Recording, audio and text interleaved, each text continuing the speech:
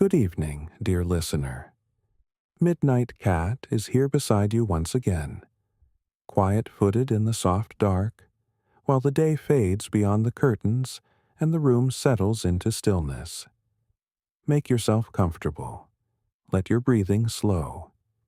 Tonight we will travel far from the familiar world, across deserts where the stars seemed close enough to touch, through mountain passes wrapped in snow, and into cities bright with lamps, spices, silk, and many languages. We are going to follow the Silk Road, not as a single line upon a map, but as a living chain of footsteps, hoofbeats, marketplaces, and whispered stories. And, as you rest, consider a simple mystery. How could a length of shimmering cloth, woven in a distant Chinese workshop, find its way into the hands of a Roman noblewoman who had never heard the voice of the weaver? How could a merchant carry an idea farther than any king's army, or a humble traveler change the customs of a city thousands of miles from home? The Silk Road had no single gate, no official beginning, and no traveler who crossed all of it with ease. Yet for centuries it bound distant worlds together, one careful journey at a time. Long before anyone called it the Silk Road, the routes were already forming. In the 2nd century before the Common Era, the Han dynasty ruled a vast and ordered realm in eastern Asia. Its capital, Chang'an, stood behind strong earthen walls, a city of palaces, government halls, workshops, markets, and crowded streets. At dawn, its gates opened to carts carrying grain and firewood. Officials in long robes crossed courtyards beneath tiled roofs. Craftsmen heated furnaces, polished lacquer, shaped bronze, and wound fine silk thread around wooden reels. Silk had been made in China for many generations. The knowledge required patience. Silkworms fed on mulberry leaves. Their pale cocoons were gathered, softened in hot water, and unwound into filaments so delicate that many had to be twisted together to form a single, strong thread. In workshops, women and men worked at looms, guiding patterns into cloth that was light, smooth, warm, and unlike anything produced in the lands far to the west. Yet silk was only one part of the story. Far beyond the western borders of the Han Empire lay grasslands, oases, rocky basins, and mountain kingdoms. Horses moved across those regions with nomadic peoples. Traders carried jade, wool, hides, metals, and precious stones along routes that shifted with the seasons. Some paths had existed for centuries, joining one valley to the next, one river settlement to another.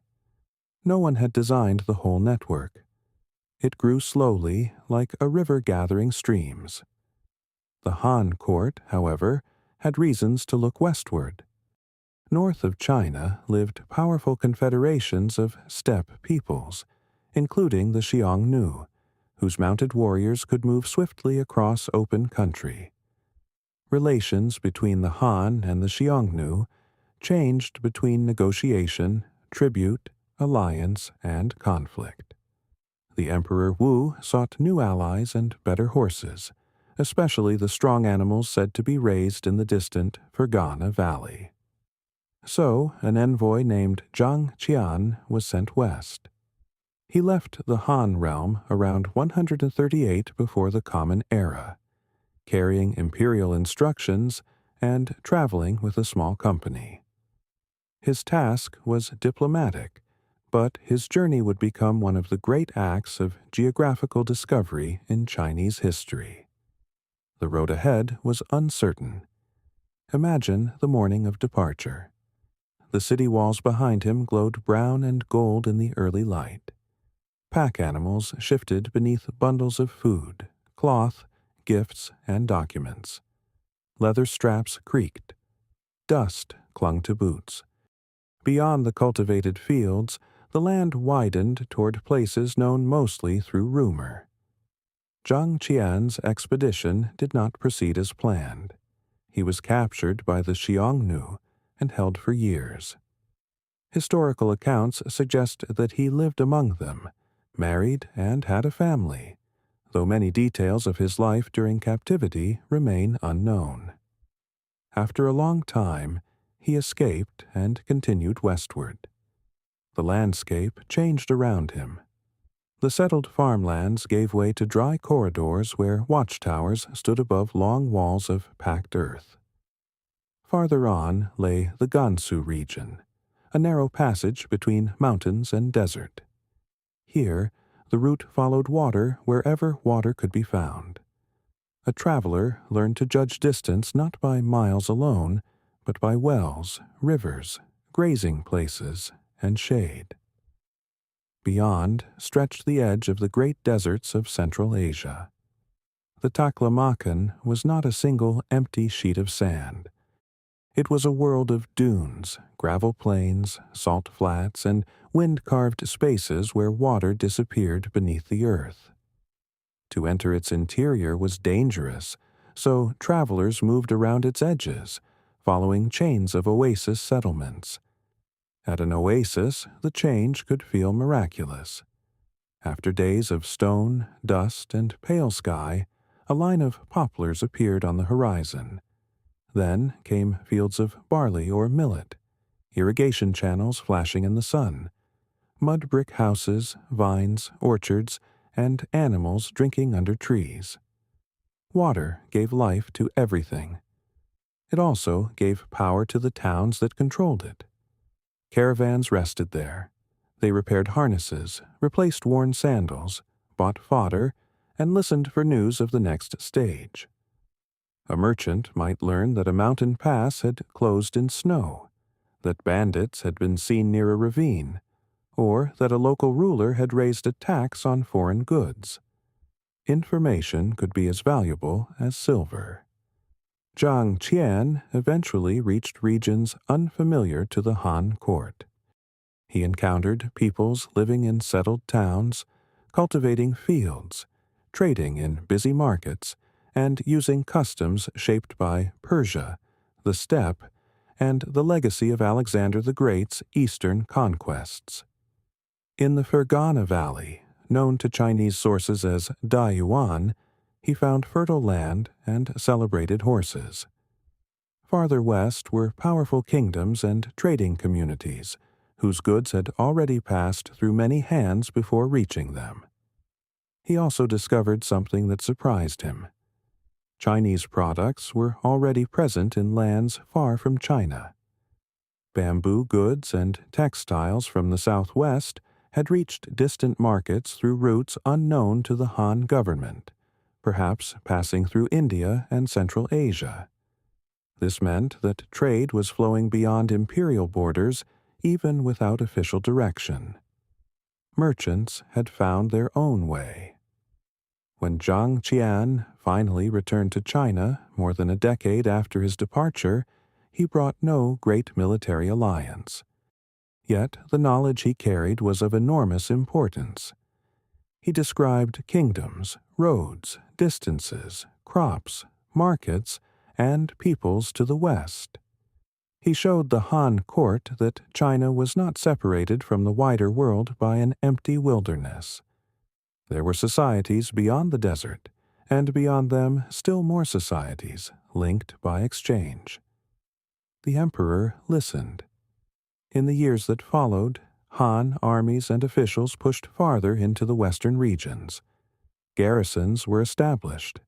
Envoys traveled between courts. Horses came east. Silk went west. The old caravan paths grew busier, but no merchant in Chang'an packed a bale of silk and simply rode to Rome. The journey was too long, the languages too many, the borders too uncertain.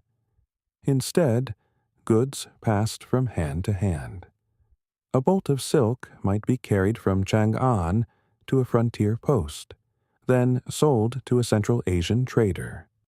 It might cross an oasis kingdom, be exchanged again in a market beneath snow-covered mountains, travel through lands influenced by Parthia, and finally reach ports or caravan cities connected to the Mediterranean.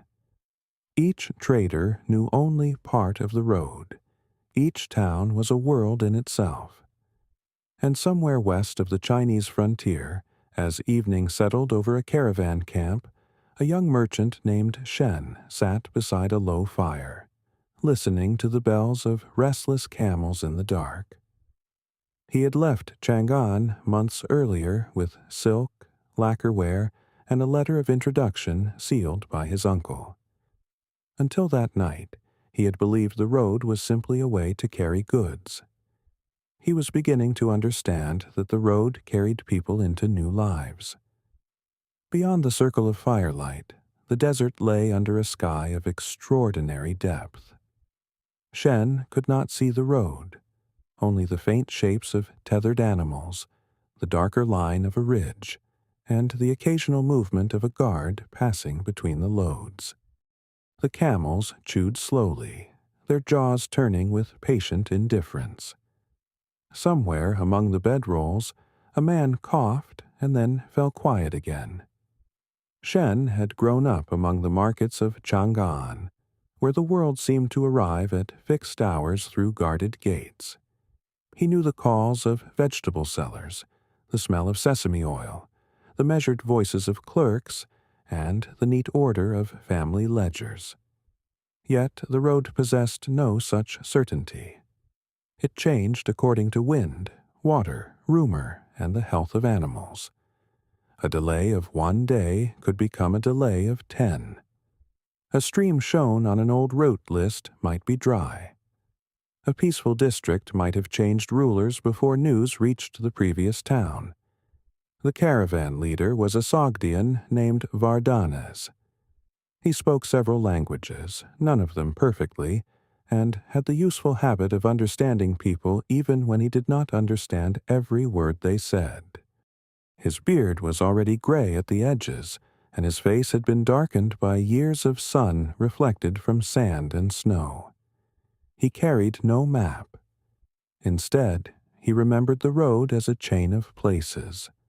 The well beside the broken watchtower, the village where the bread was always sour, the tamarisk grove where animals could graze, the narrow pass where stones sometimes fell after rain. That evening, Vardanes sat beside Shen and warmed his hands over the coals. "You watch the dark as though it owes you an answer," he said. Shen smiled, unsure whether the remark was a joke. "I was thinking about where all of this will end." Vardanes looked at the bundles stacked beneath felt coverings. "The silk?" "The journey." The older merchant gave a small shrug. "Journeys end many times, at a well, at a market, at a locked gate, then they begin again." It was the longest conversation they had shared in several days. By dawn, the camp had vanished almost as if it had never been there. The embers were covered. Ropes were tightened. Water skins were inspected twice. The caravan moved while the air remained cool, bells sounding gently in the pale morning. Their route followed the northern edge of the Tarim Basin, where oasis towns stood between the desert and the foothills of the Tian Shan. The mountains appeared first as a distant blue wall, then slowly gained ridges, shadows, and streaks of lingering snow. Meltwater from those heights fed the fields below, but it did not travel generously. Channels had to be dug, cleared, and guarded. Every orchard and patch of grain was the result of careful labor. When the caravan reached Kucha, music drifted over the outer fields before the city itself came fully into view. Kucha was one of the important oasis kingdoms of the northern route, known in later centuries for musicians, monasteries, and a culture shaped by many influences. Its inhabitants spoke languages belonging to a branch of the Indo-European family, now called Tocharian by modern scholars, though the people themselves would not have used that name. Mud brick walls enclosed houses, workshops, gardens, and courtyards. Beyond the gates, traders entered under the attention of officials who recorded goods and collected dues. The process was slow. Bales had to be opened, seals were examined, measures were compared, and arguments arose over weights that never seemed to agree from one town to the next. Shen stood beside his uncle's silk while an official pressed 2 fingers against the fabric and held it toward the light. The cloth was thin enough to glow, but strong enough to fold without losing its form. The official murmured something to an interpreter.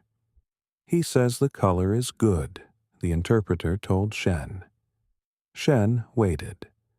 "And therefore the tax will also be good." The interpreter smiled, and Shen understood that this was another of the road's small lessons.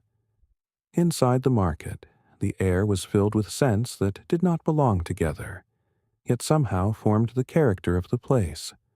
Horse sweat, dried apricots, hot bread, wool, smoke, onions, leather, fermented drink, and fragrant resins from lands farther west. Traders sat beneath awnings, their goods arranged on rugs or low wooden platforms. There were blocks of salt, carved bone, metal vessels, glass beads, rolls of felt, spices, dyed yarn, and lumps of deep blue stone said to have come from mountains beyond Bactria. Shen had seen lapis lazuli in Chang'an, set into ornaments for wealthy households. Here, the raw stone seemed almost ordinary, piled in a shallow basket beneath the hand of a merchant who complained about the cost of fodder. This was how the road changed the meaning of things. What was rare in one place might be familiar in another.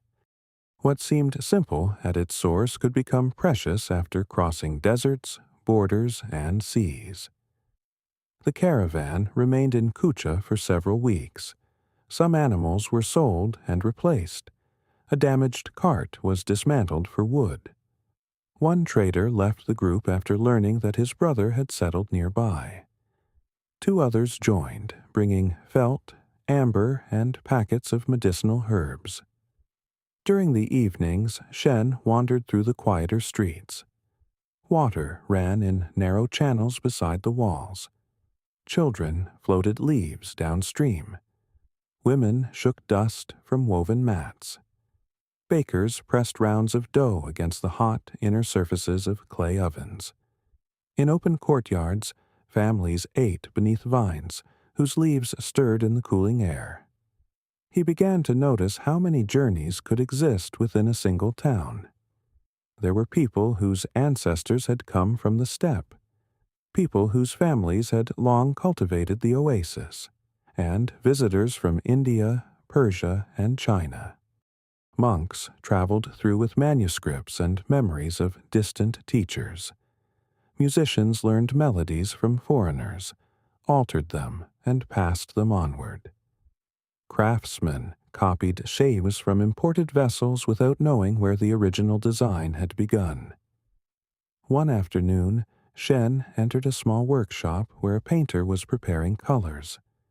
The walls were covered with figures in flowing robes, some unfinished, their faces still blank. The painter ground mineral pigments on a stone slab and mixed them with binding material in shallow cups. Shen pointed to a patch of intense blue. "From the west," the painter said through an interpreter. "Very far west." He then touched a piece of silk hanging from a peg. "From the east." Between them, on the wall, both had become part of the same image. When the caravan left Kucha, the season had begun to turn. The days remained warm, but the mornings carried a sharper cold. The road bent toward the mountains, and the travelers started to prepare for passes where summer could disappear in a single night. Woolen cloaks were brought out. Sandals were repaired with thicker soles. Packs were rearranged so that food, blankets, and fuel could be reached quickly. The desert had taught Shen to value water. The mountains would teach him to value breath, warmth, and silence. As the caravan climbed, the oasis fields receded behind them. Poplars became scattered. The air thinned. Hooves struck stone with a hollow sound, and the bells seemed quieter than before. Above, the slopes rose towards white peaks that caught the last sunlight long after the path itself had fallen into shadow. Shen looked back once and saw the distant basin spread beneath a veil of dust, immense and pale. Ahead waited the high country, and beyond it the valleys where traders from many worlds met beneath the roofs of Sogdian cities. The climb continued beneath a sky washed clean by cold. By midday, the caravan had entered a country where trees no longer softened the slopes, and even the wind seemed stripped of warmth. The path narrowed between walls of gray stone. In places, it crossed shelves cut above deep ravines, and the animals moved with the slow care of creatures that understood the danger better than the people leading them. No one spoke unless necessary. Breath came shorter at that height. Men who could walk all day across the desert now paused after a few dozen steps, leaning against packs or resting their hands on their knees. The camels, so well suited to dry plains, appeared awkward among loose rocks. Small, sturdy horses carried the most valuable bundles, their nostrils steaming in the cold. Vardanes ordered the caravan to move at a measured pace. He watched the clouds gathering around the peaks and studied the snow lying in shaded folds of the mountains. A clear morning could become dangerous before afternoon, and the pass did not forgive haste. They reached a stone shelter near dusk. It was little more than a low wall built against the slope, but it broke the wind. Dried dung carried from lower valleys served as fuel. The flame it produced was small and smoky, yet every traveler drew close to it. Shen wrapped himself in 2 woolen cloaks and held a cup of warm water between his palms. He could no longer feel the tips of his fingers. Around him, the merchants lay shoulder to shoulder beneath blankets, conserving heat. The smell of leather, damp wool, and animals filled the shelter. Beyond the wall, snow began to fall. It came quietly, softening the hard edges of the stones. For a moment, the mountains seemed peaceful, almost gentle. Then the wind rose and drove the snow sideways through the darkness. Shen thought of Chang'an. He imagined the orderly lamps of his family courtyard, the warm floor beside the kitchen stove, and the sound of his mother folding cloth in the next room. The memory felt so close that he could almost hear the rustle of silk. Yet, when he opened his eyes, Vardanes was sitting near the entrance, listening to the storm. The older merchant remained there for much of the night. He knew that sleep at the wrong time could cost animals, goods, or lives. Every few hours, the men rose to clear drifting snow from the entrance and check the ropes. By morning, the world had vanished beneath white. The caravan waited. A day passed, and then another. Food was rationed. The animals were given little, though their owners watched them anxiously. On the 3rd morning, the clouds lifted enough to reveal the upper pass. Vardanes sent 2 guides ahead. They returned before noon and reported that the path could be crossed, but only if the caravan moved at once. The travelers packed in silence. The final ascent was slow. Snow reached above Shen's ankles and concealed loose stones beneath it. The wind came from the west, sharp enough to make his eyes water. At the highest point, prayer ribbons and scraps of cloth tied by earlier travelers snapped against a wooden pole. Some had faded almost to white. No one stopped for long. Still, Shen turned his head and looked eastward. Behind him lay the deserts, oases, and distant lands of the Han Empire. Ahead, the mountains descended into valleys greener than he had imagined, watered by rivers flowing west. He felt no sudden triumph. The pass was not an ending. Vardans had been right. It was only another place where the journey began again. They descended towards the Ferghana Valley. The change came gradually. Snow gave way to whetstone, then to grasses bending under the wind. Lower still, they found shrubs, scattered trees, and streams bright with meltwater. The animals lifted their heads at the smell of vegetation. After weeks among desert and mountain, the valley seemed impossibly fertile. Fields spread across the lower ground. Orchards stood behind walls of mud brick. Villages clustered near canals. Horses grazed in enclosed pastures, their bodies strong and compact, their coats shining in the sun. These were the animals that had drawn the attention of the Han court. Chinese accounts praised the horses of Daiwan, the name used for Ferghana. Later stories described some as heavenly horses that sweated blood. Modern historians have suggested that this striking detail may have referred to parasites or skin conditions, though to those who saw the animals from afar, such explanations would have mattered less than their reputation for speed and endurance. Shen watched a group of young horses gallop across a field. Their hooves struck the earth in a single rolling rhythm. Dust rose behind them like smoke.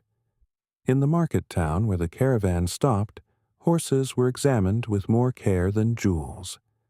Buyers studied legs, teeth, shoulders, and lungs. Traders argued over lineage, feeding, and the distance an animal could cover in one day. Grooms brushed coats until they gleamed and spoke softly into nervous ears. Silk was exchanged for horses, but also for grapes, wine, metalwork, and information. Shen tasted wine for the first time in a courtyard shaded by vines. It was stronger and more sour than he expected. Vardanes drank only a little and then turned his cup upside down. A merchant should remember the road even while sitting at a feast, he said. The town's houses were built around courtyards, with storerooms set behind thick walls. Bread was baked in ovens. Grapes dried on reed mats. Artisans hammered silver and copper into bowls decorated with animals, leaves, and repeating patterns. Shen noticed that people here wore wool more often than silk. Their clothes were suited to horses, cold winters, and long travel. Yet small strips of Chinese fabric appeared as belts, linings, and ceremonial gifts. Silk had already become something more than clothing. It could serve as payment, tribute, diplomatic offering, or a sign of rank. In the evenings, storytellers gathered listeners in the market square. Their tales moved between kings, wandering heroes, spirits, and distant cities. Shen understood few of the words, but he followed the gestures and the changes in the crowd. People laughed at the same moments, leaned forward together, and grew quiet when the storyteller lowered his voice. The road carried stories as easily as goods. Melodies crossed borders in the memories of musicians. Religious teachings traveled with monks and pilgrims. Techniques passed from one workshop to another. A pattern carved on a small wooden box might reappear years later on a wall hundreds of miles away. When the caravan prepared to leave Ferghana, its shape had changed once more. Several camels were gone. New horses had been added. Bales of silk had become sacks of dried fruit, metal vessels, and bundles of dyed wool. A young groom from the valley joined them, hoping to find work farther west. Their next destination was Samarkand, one of the great centers of Sogdian trade. For Vardan's, it was a return home. For Shen, it was a name he had heard only in market conversations, spoken with the distant quality of a place halfway between geography and legend. Yet, as they followed the river roads beyond the valley, he began to see more travelers moving in both directions. Some wore Persian garments, others came from the steppe. A few carried objects from India. Languages mingled at wells and roadside shelters. The world was growing larger around him, but it was also becoming strangely connected. One evening, they camped beside a river whose surface reflected the last copper light of sunset. On the opposite bank, another caravan was making camp. Its bells answered theirs across the water. Shen lay awake listening. Two groups of strangers, traveling from different horizons, had stopped beside the same river under the same darkening sky. Between them flowed water from the mountains, moving steadily westward towards cities Shen had not yet seen. At dawn, the two caravans crossed the river at different points. Shen's group used a shallow ford where the current spread over a bed of pale stones. Men waded beside the animals, holding bundles above the water whenever a pack shifted. The river was bitterly cold from the mountains. It pressed against Shen's legs and filled his boots, and for the rest of the morning he walked with a soft, uncomfortable squelch at every step. The other caravan vanished southward behind a ridge. No names had been exchanged. No bargains had been made. Yet for one night their fires had shared the darkness, and Shen found himself wondering where those travelers had come from. Perhaps they carried pepper from India, wool from the Iranian plateau, or glass from cities near the Mediterranean. Perhaps one of them had already passed through Samarkand and could have described its walls, gardens, and crowded markets. The road entered a country of broad valleys and cultivated plains. Villages appeared more frequently now. Irrigation channels divided the fields, drawing water from rivers whose banks were shaded by willow and poplar. The scent of damp earth replaced the dry mineral smell of the mountains. Vardanes became less watchful as they moved west. He recognized the villages, greeted farmers by name, and knew which roadside houses offered clean water. At one stopping place, an elderly woman emerged from a courtyard and struck him lightly on the shoulder before embracing him. She spoke rapidly, while Vardanes laughed and accepted a bowl of yogurt. "My mother's cousin," he explained to Shen, though the relationship seemed more complicated than those few words suggested. The Sogdian world was held together by such ties. Families sent sons and brothers along the trade routes, while relatives remained in towns from China to Central Asia. Letters traveled with trusted merchants. Partnerships might stretch across thousands of miles. A man in one city could provide credit to another merchant he had never met because both belonged to a network of kinship, reputation, and shared obligation. No emperor had designed this system. It grew from memory and trust. A merchant who cheated one traveler might lose business in a city months away. News moved slowly, but it moved. A good name could open a warehouse, secure a loan, or persuade an innkeeper to provide shelter when silver was scarce. A bad name could close every door. As they approached Samarkand, traffic thickened. Donkeys carried baskets of fruit towards the city. Carts creaked beneath grain and pottery. Riders passed in bright coats, some with bows at their saddles, others carrying sealed messages. Shepherds guided flocks along the roadside, and children ran out from villages to watch the foreign caravan. Then, on a clear afternoon, Shen saw the city. Samarkand rose above the plain on a broad mound, its walls the color of sun-baked earth. towers guarded the gates. Beyond them stood roofs, courtyards, temples, workshops, and the houses of wealthy families. The city known to ancient Greeks as Samarkand had already endured conquest and change long before Shen's imagined journey. It stood where routes from China, India, Persia, and the steppe approached one another, and its prosperity came from both the land around it and the movement of distant goods. Fields and orchards surrounded the walls. Water ran through channels beneath trees heavy with fruit. After the harsh spaces of desert and mountain, the greenery seemed almost extravagant. Vardanes stopped his horse. For a long moment he said nothing. Shen saw the tension leave the older merchant's shoulders. Here, at last, the road had brought him to a place that was not merely a market or resting station. It was home. They entered through a gate crowded with porters, animals, officials, and travelers. The noise closed around them at once. Wheels struck stone. Traders called to one another from shaded stalls. Metal rang from workshops. Somewhere nearby, a musician played a stringed instrument with a quick, rippling melody. The caravan moved through streets narrower than those of Chang'an. Houses presented plain walls to the road, but opened inward onto courtyards decorated with painted plaster and carved wood. The wealth of a household was often hidden from the street, revealed only after a visitor passed through its gate. Vardanes led them to a large compound belonging to his family.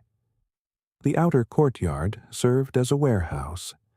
Servants and relatives emerged as the gates swung open. Children ran between the animals. Men embraced Vardanes and touched his sleeves as though making certain he was truly there. Women watched from a raised gallery before descending to welcome him. Shen stood beside the packs, suddenly aware that he was a stranger. Then an old man in a dark robe approached and placed both hands around Shen's wrists in greeting. He spoke in Sogdian, and Vardanes translated. "My father says that anyone who crosses the mountains with his son enters this house as family." Vardanes was older than Shen had imagined a son should be. Yet in the old man's face he saw the reason for the softness that had entered the merchant's voice. The travelers were given hot water, clean clothing, bread, fruit, and bowls of stewed meat. Their boots were taken away to be dried and repaired. The animals were led to a stable where their packs were removed for the first time in many weeks. That evening, Shen ate beneath a painted ceiling. Oil lamps stood in niches along the walls. Cushions were arranged around low tables. Platters held flatbread, roasted onions, grapes, melons, nuts, and dishes scented with herbs unfamiliar to him. Wine was mixed with water and poured into silver cups. The room displayed the reach of the Sogdian merchants. A glass vessel caught the lamplight with a clarity unlike local pottery. A small Chinese mirror lay beside a carved box from India. The pattern on a woven hanging combined animals from the steppe with curling vines found in Persian art. Nothing in the room belonged entirely to one world. During the meal, questions traveled around the tables through interpreters. The family wished to know about the eastern cities, the condition of the passes, the price of silk, and the strength of the Han officials along the frontier. Shen answered carefully. He had learned that a casual remark could become market intelligence before sunrise. Later, after the guests had gone to sleep, Vardanes showed him the family storerooms. Bales were stacked on wooden platforms above the floor. Some contained Chinese silk, others held woolen cloth, spices, musk, dyes, silverware, dried fruit, and blocks of aromatic resin. Clay seals marked ownership and destination. Vardans opened a chest and removed a folded piece of silk the color of moonlight. "This came here before you left Chang'an," he said. "Perhaps 2 years ago, perhaps 3. Shen touched the cloth. It was Chinese work, though he could not identify the workshop. "How many hands carried it?" "No one knows." The answer stayed with him. Every object in the warehouse possessed a hidden history. A bowl was not only a bowl, it was clay dug beside a river, shaped by a potter, bought by a trader, packed in straw, carried through a pass, and placed on a table in a foreign house. Its price included distance, risk, hunger, weather, taxes, and all the nights spent beneath unfamiliar stars. In Samarkand, Shen began to understand that the Silk Road was not the road beneath his feet. It was the sum of countless human exchanges, most of them too small to enter any chronicle. And in the days that followed, as Vardanes reopened old accounts and welcomed merchants from distant lands, Shen prepared to follow one of those exchanges farther west, towards the Iranian plateau and the powerful empire that stood between Central Asia and Rome. The decision to continue west was made slowly, over ledgers, meals, and long conversations held in rooms where the shutters were closed against the afternoon heat. Vardanes's family had interests along several routes. Some caravans traveled south towards Bactria and the passes leading into India. Others turned north towards the grasslands. The most profitable, though not always the safest, crossed the lands ruled by the Parthian Empire, where merchants could join the great westward flow towards Mesopotamia and the cities connected to the Mediterranean. Shen had no obligation to go farther. His uncle's letter had brought him safely to Samarkand. The silk entrusted to him had been sold at a favorable price. He could have waited for an eastbound caravan and returned to Chang'an with foreign goods, useful knowledge, and a reputation strengthened by survival. Yet the thought of turning back left him uneasy. The road had carried him beyond the edges of every map he had known, and still the objects in Vardans's warehouse hinted at worlds farther away. Glass of remarkable clarity, silver vessels covered with unfamiliar scenes, red coral said to come from a distant western sea, coins stamped with the profiles of rulers whose names he could not pronounce. Each object seemed to contain a question. So Shen agreed to travel with a smaller caravan led by Vardanes's younger cousin, Artaban. The name was common in Iranian lands, and Artaban moved easily between Sogdian and Parthian communities. He was quieter than Vardans, with a careful manner and a habit of checking every knot himself before departure. Their loads were different now. The finest Chinese silk had been divided into smaller bundles and wrapped against dust. They also carried paper, though its use was not yet widespread outside China, along with lacquerware, musk, medicinal substances, and worked jade. In return, the caravan hoped to obtain silver, glass, wine, metal vessels, fine horses, and goods arriving from even farther west. They left Samarkand in early autumn. The orchards surrounding the city were heavy with fruit. Workers stood on ladders among the branches, lowering baskets of apples and pears. Grapes dried on mats in the sun. The air smelled of dust, leaves, and crushed sweetness. For several days the road passed through fertile country. Villages lay close together, and the caravan slept in courtyards rather than beneath open sky. But as they moved southwest, the land became drier. Fields narrowed around canals. Hills rose in long brown folds, and settlements gathered wherever springs emerged. Artaban traveled with letters. They were written on leather, wood, or other available materials and sealed for merchants in distant towns. Some contained accounts. Others carried family news. One reported the birth of a child. Another asked a brother to return home before winter. None seemed important enough to interest kings, yet they revealed the quiet structure beneath long-distance trade. A caravan did not carry goods alone. It carried promises. At a roadside station beyond the cultivated valleys, Shen watched Artaban hand a letter to a man who had been waiting for months. The receiver broke the seal, read the first lines, and sat down without speaking. His expression shifted from fear to relief. Later, Shen learned that the man's family had survived an illness in a distant city. For the remainder of that day, he thought less about silk and silver than about the distance between the message and the hands that opened it. The route entered Bactria, an ancient region lying between the highlands of Central Asia and the plains stretching towards the Iranian world. Its cities had absorbed many layers of history. Persian rulers had governed there. Alexander of Macedon had passed through. Greek-speaking dynasties had established kingdoms, and later nomadic peoples had entered and reshaped the region. The result was not a simple mixture, but a landscape of overlapping customs. In one town, Shen saw columns built in a style that reminded Artaban of old Greek structures. Nearby, a shrine followed local traditions far older than the conquest of Alexander.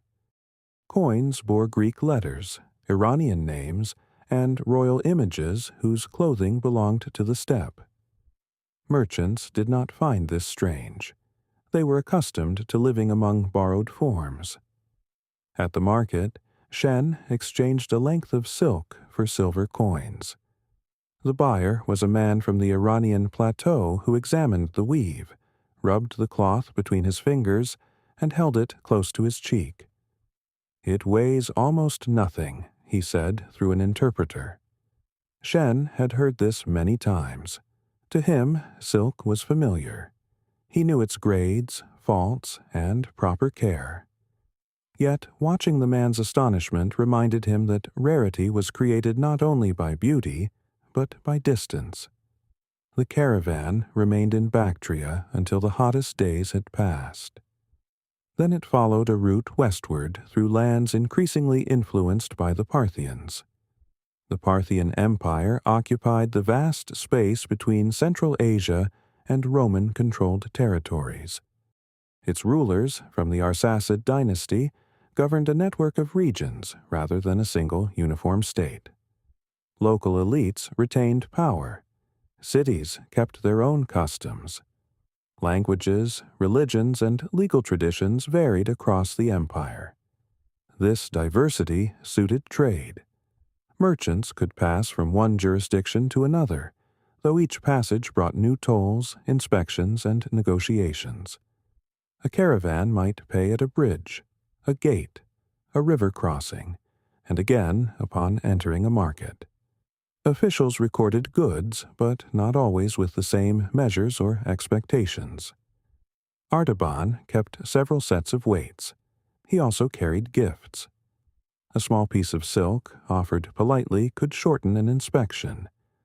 A cup of good wine shared with a guard might prevent unnecessary delay. Hospitality and commerce were never entirely separate. A merchant needed patience more often than courage. As they traveled deeper into Parthian lands, the roads improved near important towns. Stone markers appeared. Wells were maintained. Caravans arais offered enclosed courtyards where animals and people could rest behind walls. At night, these places became small worlds. Camel drivers slept beside merchants of high rank. Pilgrims shared fires with craftsmen. Languages overlapped beneath arched doorways. Bread baked in communal ovens. Animals shifted in the darkness, filling the courtyard with the warm smell of hay and dung. Shen often lay awake listening to conversations he could not understand. He recognized the rhythm of bargaining, laughter, homesickness, and complaint. Human voices changed less than words. In one caravanserai, a merchant from Mesopotamia unwrapped a small glass cup. It was colorless and thin, with a smoothness unlike anything Shen had seen. He lifted it carefully towards the lamp. The flame appeared inside the glass without distortion, trembling in perfect miniature. The merchant smiled at Shen's expression. "From the west," he said. Shen touched the rim. It felt cool and impossibly delicate. He imagined it, crossing cities whose names were still only sounds to him, carried eastward as silk traveled west. Somewhere, perhaps at that same moment, a Roman household might be opening a bundle of Chinese cloth with equal wonder. The two objects would never meet, yet the journeys that carried them were part of the same vast movement.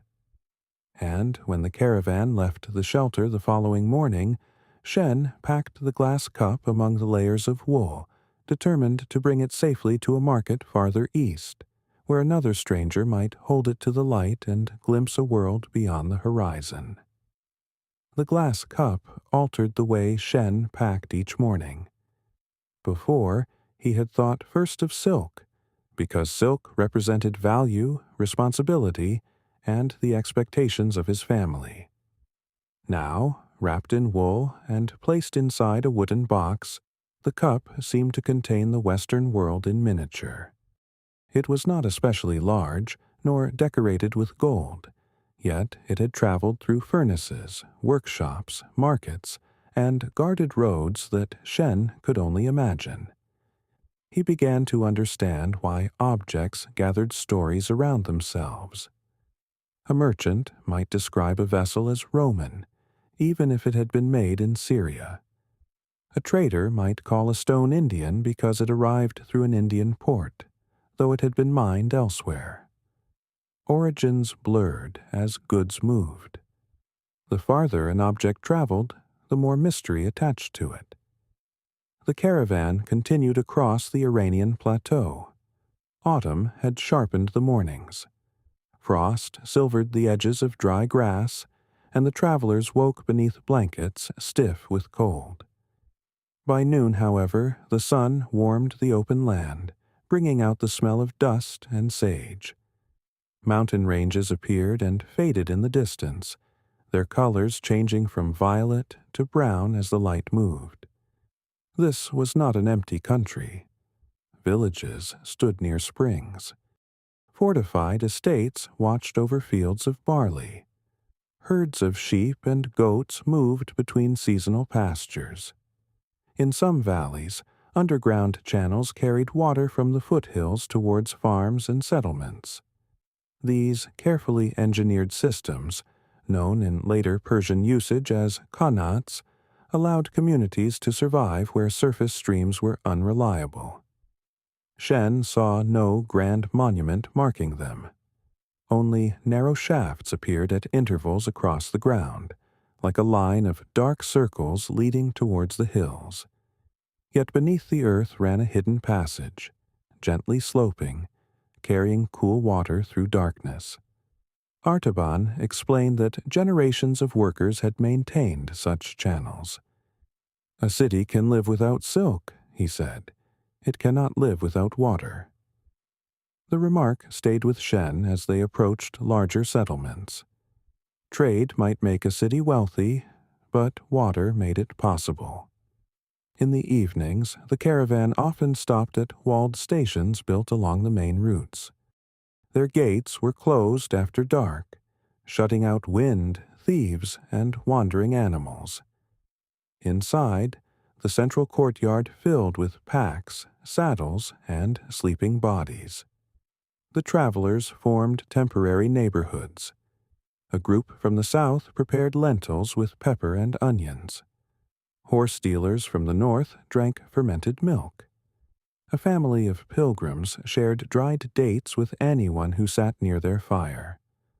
The walls reflected every sound: laughter, prayers, coughing, the clatter of bowls, and the deep bubbling complaints of camels settling onto their folded legs. Shen learned to sleep through all of it.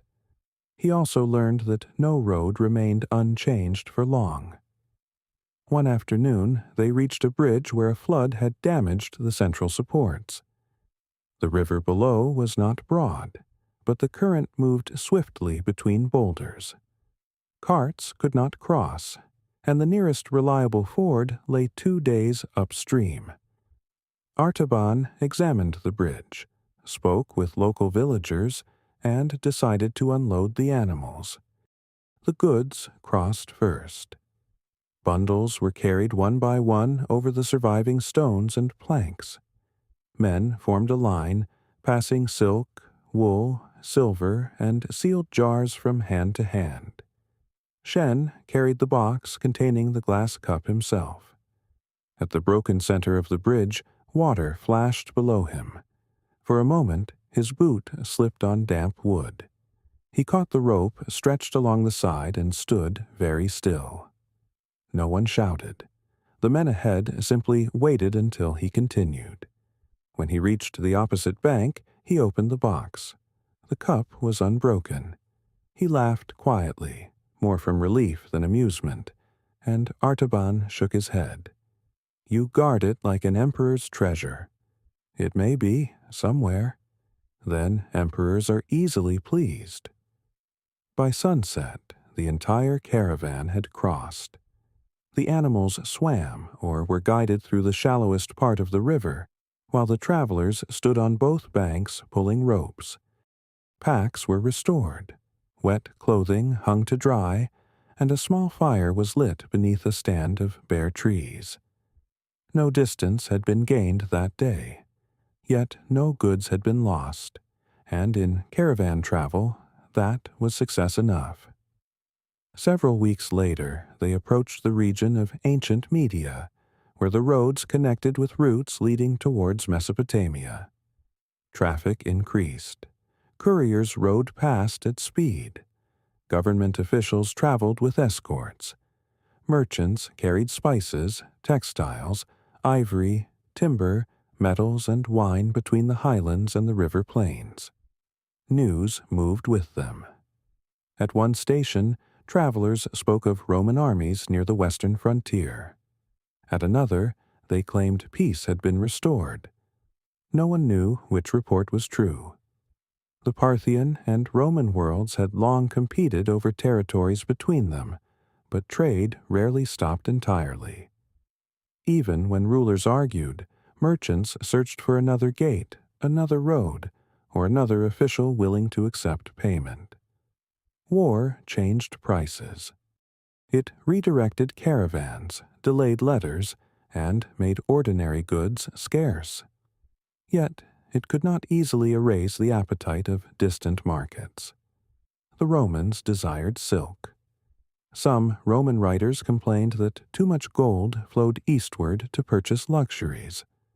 Others criticized the transparency and extravagance of silk clothing. Such objections reveal how desirable the fabric had become. Roman consumers knew little about its production. Strange explanations circulated, including the belief that silk grew on trees or was combed from leaves. The truth remained far away, guarded by distance and unfamiliar language. No silk producer in China knew the name of the Roman woman who wore the finished cloth. No Roman buyer could picture the mulberry leaves, the silkworm trays, or the quiet concentration of the weaver. Between them stood thousands of people: spinners, dyers, packers, clerks, translators, guards, stable-keepers, boatmen, money changers, and merchants. Each added a little to the journey. Most would never see both ends of the road. Their lives occupied only one section of the chain. Shen thought of this as the caravan descended towards the plains of Mesopotamia. The air grew warmer. The land opened. Rivers shaped the horizon, and fields spread across ground that had supported cities for thousands of years. Date palms appeared near canals. Villages clustered along embankments. Boats moved slowly on brown water, carrying grain, timber, pottery, and passengers. Here, the caravan routes met the river routes. Goods that had crossed deserts on camelback could be loaded onto boats and carried south towards the Persian Gulf or north towards cities connected with Syria and the Mediterranean. The Silk Road was becoming something larger than a road again. It was water, wind, rope, sail, warehouse, and harbor. Their destination was Ctesiphon, one of the great royal centers of the Parthian Empire, standing near the Tigris opposite older Seleucia. As the city's buildings came into view through the dusty light, Shen saw domes, walls, gardens, quays, and crowded riverbanks. Boats pressed against landing stages. Porters climbed narrow planks beneath loads of baskets and jars. Officials sat beneath awnings, recording cargo from both land and water. Artaban reined in his horse. "Beyond this city," he said, "the road begins to smell of the western sea." Shen looked towards the river, where the current carried fragments of sunlight southward. He had never seen that sea. But for the first time, it no longer seemed like a place belonging only to stories. Ctesiphon did not reveal itself all at once. The caravan first entered the cultivated outskirts where date palms rose above irrigation channels and gardens lay behind walls of sun-dried brick. Workers carried baskets from the groves. Oxen turned water-lifting devices beside the canals. The dust of the road mixed with the damp scent of river mud, crushed leaves, and smoke from cooking fires. Then the traffic thickened. Carts groaned beneath sacks of grain. Donkeys carried jars sealed with pitch. Boatmen shouted from the riverbanks, and porters moved through the crowds with ropes looped across their shoulders. Shen heard Greek, Aramaic, Persian, and languages he could not identify. Even Artaban, who understood much of the Western trade, occasionally paused to find an interpreter. The twin cities of Seleucia and Ctesiphon faced one another across the Tigris, though their histories and characters were different. Seleucia had been founded centuries earlier by one of the successors of Alexander and retained strong Hellenistic traditions. Ctesiphon had grown as a royal center of the Parthian kings. Together, they formed one of the great meeting places between the Iranian plateau and Mesopotamia. Their markets seemed endless. Shen saw warehouses larger than many houses in Chang'an. Some stood directly beside the water so that cargo could pass from boat to storeroom without entering the crowded streets. Others opened onto caravan yards where camels knelt in long rows beneath awnings.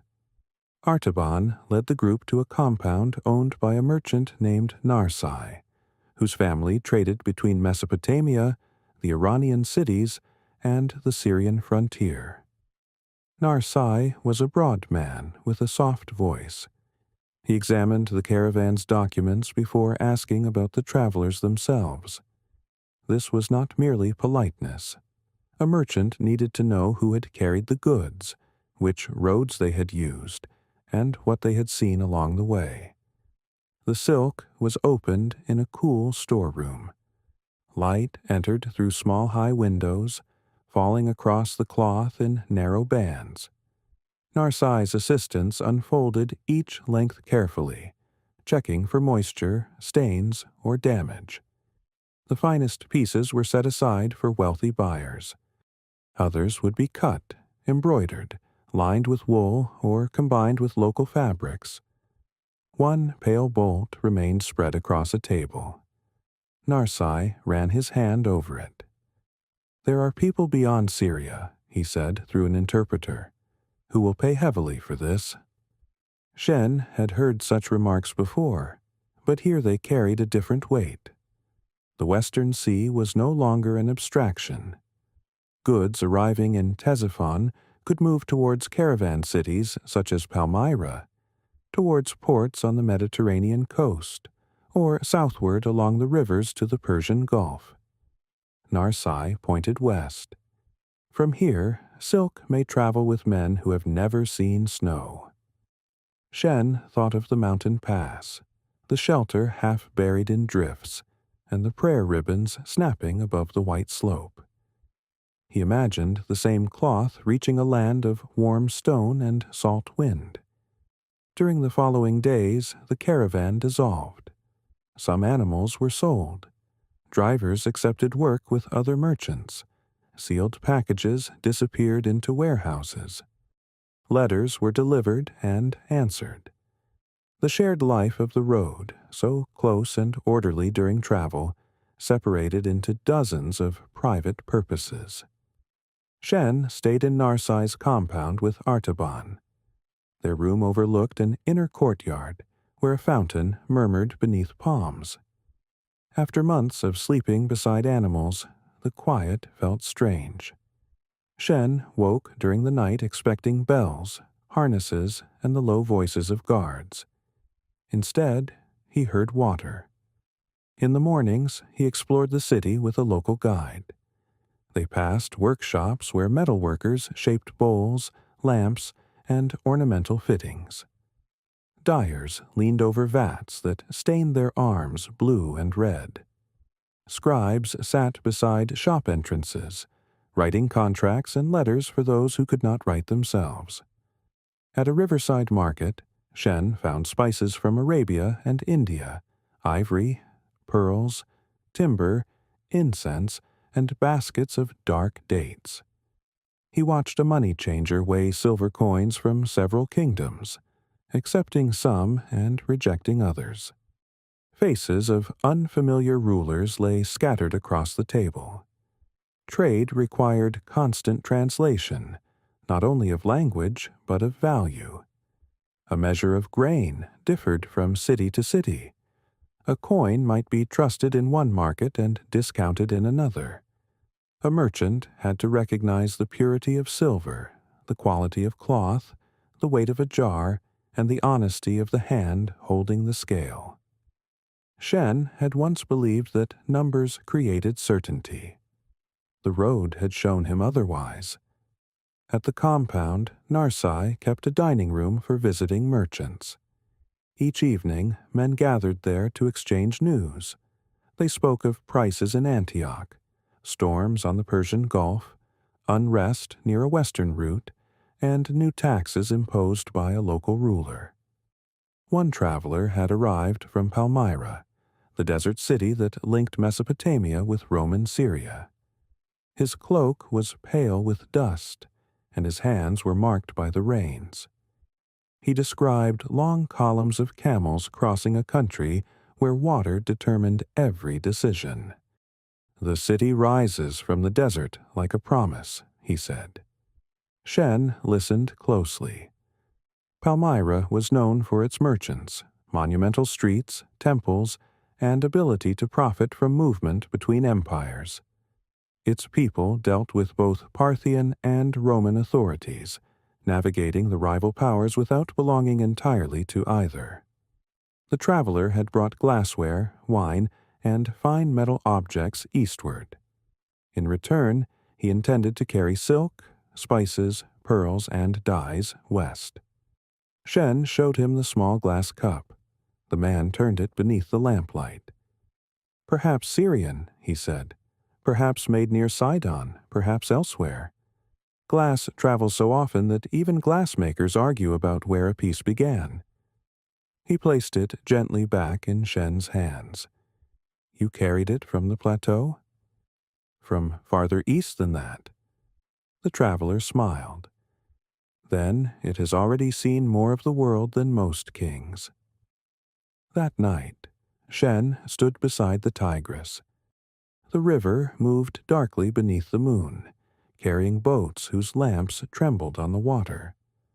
Somewhere downstream lay the Persian Gulf and maritime routes reaching India. Upstream and westward, roads crossed the Syrian desert towards the Mediterranean. He realized that he had arrived at a great hinge of the ancient world. To continue towards Palmyra would take him closer to Rome than any man of his family had ever traveled. To turn east would begin the long journey home. For several nights he slept poorly. Then Narsai received a set of letters from the west. One reported that the routes near Palmyra were open. Another requested silk of the finest quality before the winter rains. Artaban intended to remain in Ctesiphon. Shen did not. On a cool morning beside the river, he gave the glass cup to Artaban for safekeeping, and placed his remaining goods with a Palmyrene caravan. The animals were leaner than those of the east, their saddles fitted for the long desert crossing. Their drivers spoke in low voices while checking water skins. As the city gates opened, Shen turned once towards the Tigris. Behind him lay Chang'an, the Tarim oases, Ferghana, Samarkand, Bactria, and the Iranian roads. Ahead waited the western desert, where the Silk Road would carry him towards columns, temples, and the far-off breadth of the Mediterranean Sea. The western caravan left Ctesiphon before sunrise, while the river mist still rested low over the canals. Its leader was a Palmyrene merchant named Maliku, a narrow-faced man whose quietness differed from Artaban's careful reserve. Artaban had measured every knot and counted each animal twice. Maliku seemed to remember the caravan as a whole. One glance told him which camel was tired, which driver was distracted, and which waterskin had been tied too near a saddle edge. He greeted Shen with courteous curiosity, but asked few questions about China. To Maliku, distance was ordinary. His family had traded between Palmyra and Mesopotamia for generations. He had seen Indian spices unloaded beside Syrian wine, Roman coins exchanged for Persian silver, and Chinese silk carried beneath rough coverings so that passing eyes would mistake it for wool. What interested him was not where Shen had begun, but whether he could endure the road ahead. The route followed the Euphrates for a time, passing towns where boats with broad hulls moved along the brown current. Reeds grew thick near the banks. Fishermen cast nets at dawn, and women washed cloth on flat stones where the water ran shallow. Fields of barley and sesame spread beyond the villages, nourished by channels cut from the river. Then, gradually, the road turned away from water. The green banks narrowed behind them. Date palms vanished. The ground became pale and stony, rising and falling in long, empty swells. Here, the Syrian desert did not always resemble a sea of dunes. Much of it was gravel plain, hard earth, and dark volcanic stone.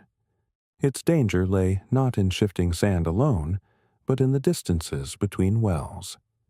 Maliku divided the journey by water.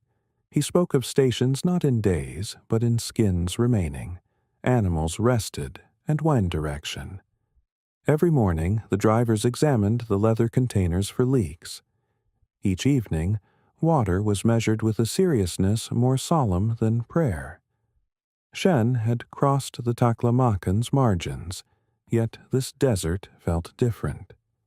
In the east, the mountains had remained somewhere beyond the horizon, feeding oases with hidden rivers. Here, the land seemed to hold its water more reluctantly. The caravan traveled at night whenever the moon was bright. Under the stars, the heat left the ground. The camel bells sounded soft and hollow, and the line of animals moved like a dark thread across the plain. Shen wrapped himself in wool against the cold and watched constellations wheel above him. The drivers knew the sky. They recognized stars used by travelers long before their grandfather's time. A bright point rising over one shoulder confirmed direction. A familiar cluster leaning westward marked the hours before dawn. The heavens became another road, silent and unchanging above the uncertain earth. During the day, the caravan rested beneath awnings stretched between packs. The animals folded their legs and settled in the dust. Men slept with cloth over their faces while the horizon trembled in the heat. At one halt, Maliku placed a small lump of resin on a coal. Fragrant smoke rose into the still air. "Frankincense," he said. Shen breathed its warm, bitter sweetness. The resin had come north from Arabia, perhaps by caravan through cities that prospered from incense long before silk reached Roman markets. It was burned in temples, houses, and ceremonies across many lands. Shen considered how scent traveled without leaving a shape. A bolt of silk could be folded and counted. A glass cup could be packed in wool, but incense entered the air, filled a room, and vanished. Still, people carried it across deserts at great expense. The Silk Road was never only about necessity. It moved the things people desired because they were beautiful, sacred, rare, comforting, or strange. Several days later, the caravan reached a fortified station beside a well. Its walls were low and thick, built from stone the same color as the surrounding plain. A watchman opened the gate only after Maliku called out his name and trading house. Inside lay a courtyard, storerooms, and a cistern covered against dust. The travelers drank slowly. The animals were watered according to order, the weakest first. Another caravan had arrived from the west. Its merchants wore garments cut in Roman fashion, though several spoke Palmyrene Aramaic among themselves. They carried amphorae of wine, olive oil, bronze lamps, colored glass, and small carved objects made of bone and ivory. The two groups spent the evening exchanging news. A storm had damaged part of the road near a dry valley. A local official had increased the levy on foreign textiles. A group of nomads had moved north, though no one knew whether they intended to trade or merely find grazing. These reports were not written on official tablets. They passed from mouth to mouth, gaining or losing detail with every telling. Maliku listened more than he spoke. In the morning, he altered their route. The change added 2 days, but brought them near a chain of wells used by pastoral communities. No map marked the decision. It existed only in his memory, shaped by reports heard beside a courtyard fire. As they traveled onward, Shen began to notice signs of people where at first he had seen only emptiness. There were circles of stones where tents had stood. Ash lay beneath old fire sites. Camel tracks crossed the road and disappeared towards distant grazing grounds. In a shallow valley, they met families moving with sheep and goats, their possessions tied to pack animals. The encounter was cautious but peaceful. Maliku exchanged cloth and grain for fresh milk, cheese, and information about the wells ahead. The children stared at Shen's Eastern clothing until one of them reached out to touch his sleeve. The fabric was ordinary wool. Still, the child smiled. That small gesture remained with Shen long after the families had vanished behind the ridge. Empires claimed deserts on maps, but the people who knew the land often lived beyond walls, taxes, and official roads. Caravans depended upon their knowledge. One evening, clouds gathered in the north. Rain did not fall, but wind swept across the plain with sudden force. Dust rose in a brown wall and swallowed the horizon.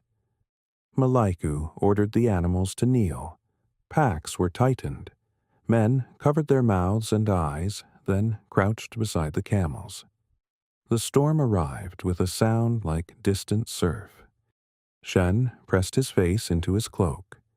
Dust entered every fold of cloth, every seam of leather, every breath.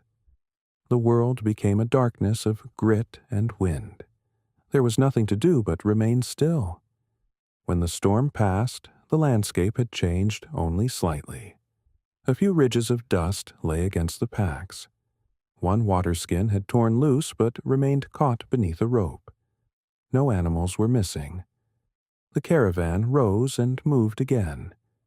3 mornings later, Shen saw a thin line of green on the horizon. It widened as the sun climbed.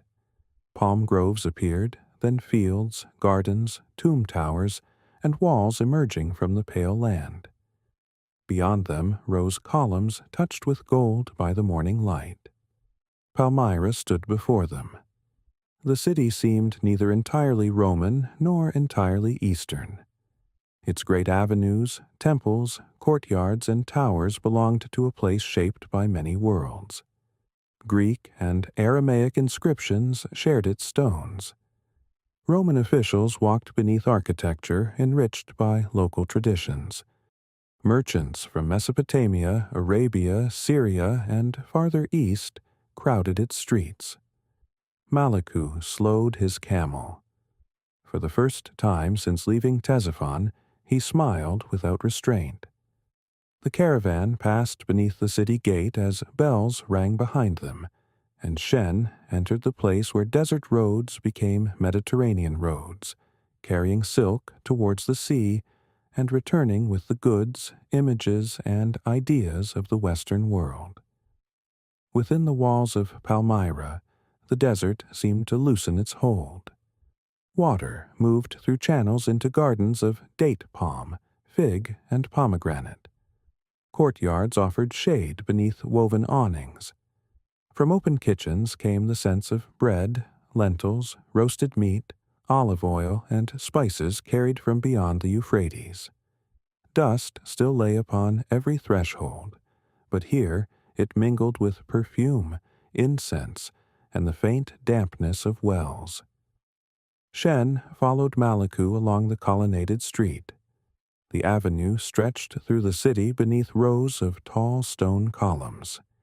Sunlight gathered on their capitals and cast narrow shadows across the paving.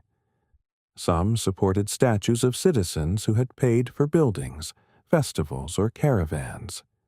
Inscriptions recorded their names in Greek and Palmyrene Aramaic, preserving reputations in stone. Shen could read neither language. To him, the letters appeared like patterns, yet Maliku paused before several inscriptions and named merchants from earlier generations. Some had led caravans to the Persian Gulf. Others had financed temples or brought goods safely from distant cities. In Palmyra, he said, a successful journey may become part of a wall. The caravan entered a merchant compound near the market quarter.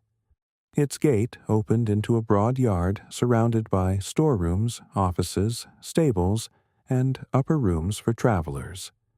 Servants brought water in jars. Scribes took tablets and began recording the cargo before the dust had settled. The silk was inspected that afternoon. Merchants gathered around the opened bundles with the silence of people accustomed to disguising eagerness. One length was deep blue, another pale green. A third had been woven so finely that it passed through a man's closed hand like water. The buyers argued over quality, risk, and taxes. They spoke of Roman customs officials, changing demand in Antioch, and wealthy households willing to pay for cloth that had crossed half the known world. No one asked the name of the weaver. No one knew which mulberry grove had fed the silkworms. Yet the cloth retained the patience of those distant hands. Shen watched as it was measured, divided, and sold. Some pieces would travel north towards the cities of Syria. Others might continue to ports on the Mediterranean, then by ship to Rome, Alexandria, or settlements farther west. A fragment could become a border on a ceremonial robe. Another might be sewn into a veil, hidden beneath layers of local fabric. Silk thread might even be unraveled and rewoven into a design its original makers had never imagined. Goods changed as they traveled. So did the meanings attached to them. In China, silk could serve as clothing, reward, tax payment, or diplomatic gift. In Central Asia, it might secure horses or mark the generosity of a ruler. In Roman lands, it had become a sign of distant luxury, praised for its softness and criticized for extravagance. The fabric was the same. The world around it was not. Shen remained in Palmyra while Maliku settled accounts. Each morning he walked through the markets, accompanied by a young interpreter named Odaenathus, whose family kept records for several trading houses. Odaenathus had never traveled farther east than the Euphrates, but he knew the names of cities from merchants' letters. He pronounced Chang'an carefully, then asked whether its walls were truly so great that a rider required much of a day to pass around them. Shen tried to describe the capital. The wards closed at night, the crowded markets, the imperial avenues, the workshops where lacquer shone like still water. Odaenathus listened with the same expression Shen had worn before the glass cup in Mesopotamia. In return, he showed Shen Palmyra. They visited the great temple precinct, where local deities were worshipped through traditions shaped by Syria, Mesopotamia, Greece, and Rome. Priests moved through courts fragrant with incense. Worshippers brought offerings, and merchants prayed for protection before departure. Shen did not understand the words, but he recognized the posture of hope. All along the Silk Roads, travelers asked unseen powers for the same things: safe water, sound animals, clear weather, honest partners, and a road home. Beyond the city center stood tall funerary towers belonging to wealthy families. Their stone chambers held generations of the dead, accompanied by sculpted portraits showing men and women in fine clothing and jewelry. Some wore Eastern garments. Others adopted styles familiar in Roman art. Their faces were calm. The portraits did not reveal whether those people had feared the desert, missed absent relatives, or waited years for a caravan to return. Yet the buildings themselves spoke of families rooted in one place while their fortunes moved across enormous distances. In the evenings, Shen and Odaenathus sat on the roof of the merchant house. The desert surrounded the oasis in every direction, pale beneath the moon. Inside the walls, lamps marked streets and courtyards. Music drifted from a nearby house, played on pipes and strings. Somewhere below, scribes continued their work by lamplight. One night, Odaenathus brought a small roll of material covered in writing. "It is an account from a caravan," he explained. "Payments for animals, guards, grain, and water." Shen examined the neat lines. There was nothing poetic in them. They recorded expenses, names, and obligations. Yet, without such records, the magnificent trade of Palmyra could not have endured. The Silk Road depended upon ordinary accuracy. A missing jar, an unpaid driver, or a confused measure could unravel trust between families. Behind every rare object lay columns of figures kept by people who might never leave their desks. Shen thought of his uncle's ledgers in Chang'an. For the first time, they no longer seemed separate from adventure. They were another form of road. As autumn deepened, a caravan prepared to depart for Antioch, the great city near the Mediterranean coast. Malaku would remain in Palmyra, but Odaenathus had business there and agreed to guide Shen westward. Their path would cross more settled country, passing villages, forts, and cultivated valleys. Yet Shen felt a new unease as the day approached. The western sea lay close now. He had followed silk from the mulberry lands to the edge of the Roman world. Soon he might stand where ships carried goods beyond any caravan route he knew. On the morning of departure, Malaku gave him a small silver coin bearing the face of a Roman emperor. "For the sea," he said. Shen turned it in his fingers. The emperor's profile was sharp and unfamiliar, surrounded by letters he could not read. It was an object of authority, made to travel through countless hands. Yet here, so far from the palace that had issued it, its value depended less upon the ruler's face than upon the weight and purity of the metal. Shen placed it beside the remaining coins from Ferghana, Bactria, and Parthia. Then the gates opened. The caravan moved west beneath the columns, leaving the palms and gardens behind. For several hours, Palmyra remained visible across the desert, its towers rising above the haze. By sunset, the city had disappeared. Ahead, beyond the folds of the land, the air carried a faint softness Shen had never felt before, as though somewhere beyond the horizon an immense body of water was breathing. The softness in the air grew more noticeable as the caravan moved west. At first, Shen thought it came from lower ground and richer soil. The road descended through dry valleys where olives clung to stony hillsides and villages gathered around springs. Then cultivated fields widened.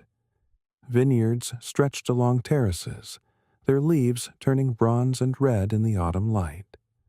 Flocks grazed beneath scattered oaks, and the smell of wood smoke drifted from houses built of pale stone. After so many months of mud, brick, felt, and sun-baked walls, the architecture seemed strangely bright. Roofs were tiled. Courtyards held carved basins. Milestones stood beside sections of paved road, marking distances under Roman authority. Soldiers passed in small groups, their equipment dusty rather than splendid, moving between forts and administrative posts.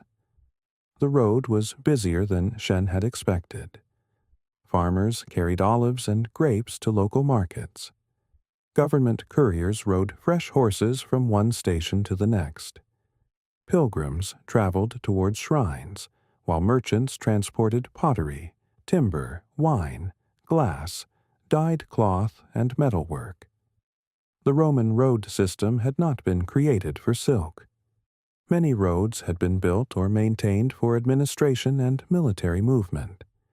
Yet merchants used them eagerly, just as they used rivers, desert tracks, mountain paths, and old routes that had existed long before any empire claimed them.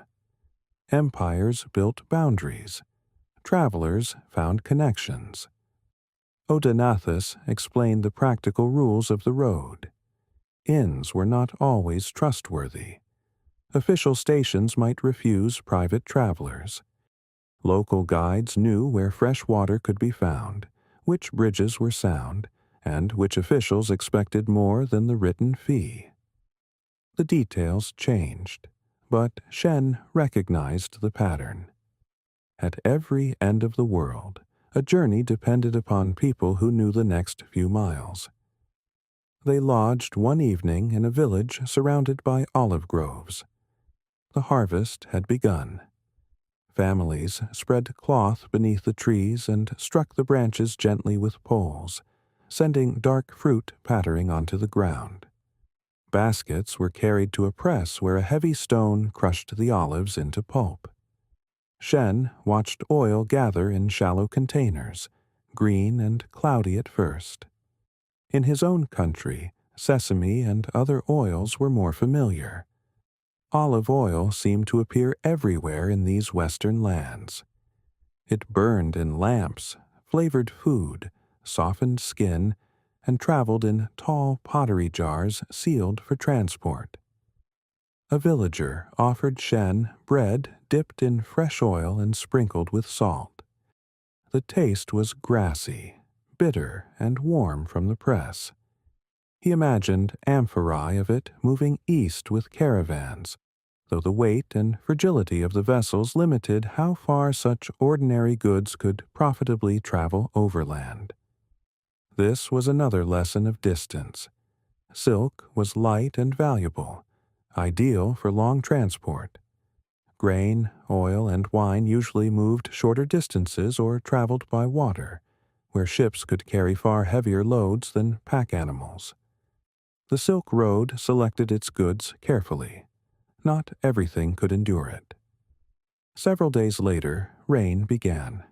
It fell gently at first, darkening the road and washing dust from the vines. The travelers welcomed the coolness, but by evening the rain had strengthened. Water ran between stones, filled wheel ruts, and soaked through woolen cloaks. Shen had crossed deserts where rain was a rumor. Now he learned the discomfort of traveling through mud. The camels disliked the slippery ground. Carts sank to their axles. Progress slowed to a patient struggle of ropes, pushing shoulders, and muttered complaints. At night, wet garments hung near smoky fires while travelers slept on damp floors. Odenathus appeared amused by Shen's surprise. "You crossed the mountains," he said. "Did you expect the West to offer no resistance? I expected roads of stone. There are stones beneath the mud." This answer seemed to contain much of what Shen had learned about travel. The rain cleared before they reached Antioch. The city announced itself through movement long before its walls appeared. Traffic converged from every direction. Carts carried produce from the Orontes Valley. Pack animals arrived from inland Syria. Boats traveled along stretches of the river, bringing cargo towards warehouses and markets. Then Shen saw the city spread beside the Orontes, backed by hills. Antioch was among the great cities of the Roman East, famous for its broad streets, public buildings, baths, theaters, markets, gardens, and diverse population. Greek was widely spoken, but many other languages could be heard in its neighborhoods. Syrians, Romans, Jews, Arabs, merchants from Egypt, and visitors from farther east moved through the same crowded spaces. To Shen, it seemed larger than Samarkand, and more restless than Ctesiphon. The streets were paved in places and lined with colonnades. Water flowed through fountains and channels.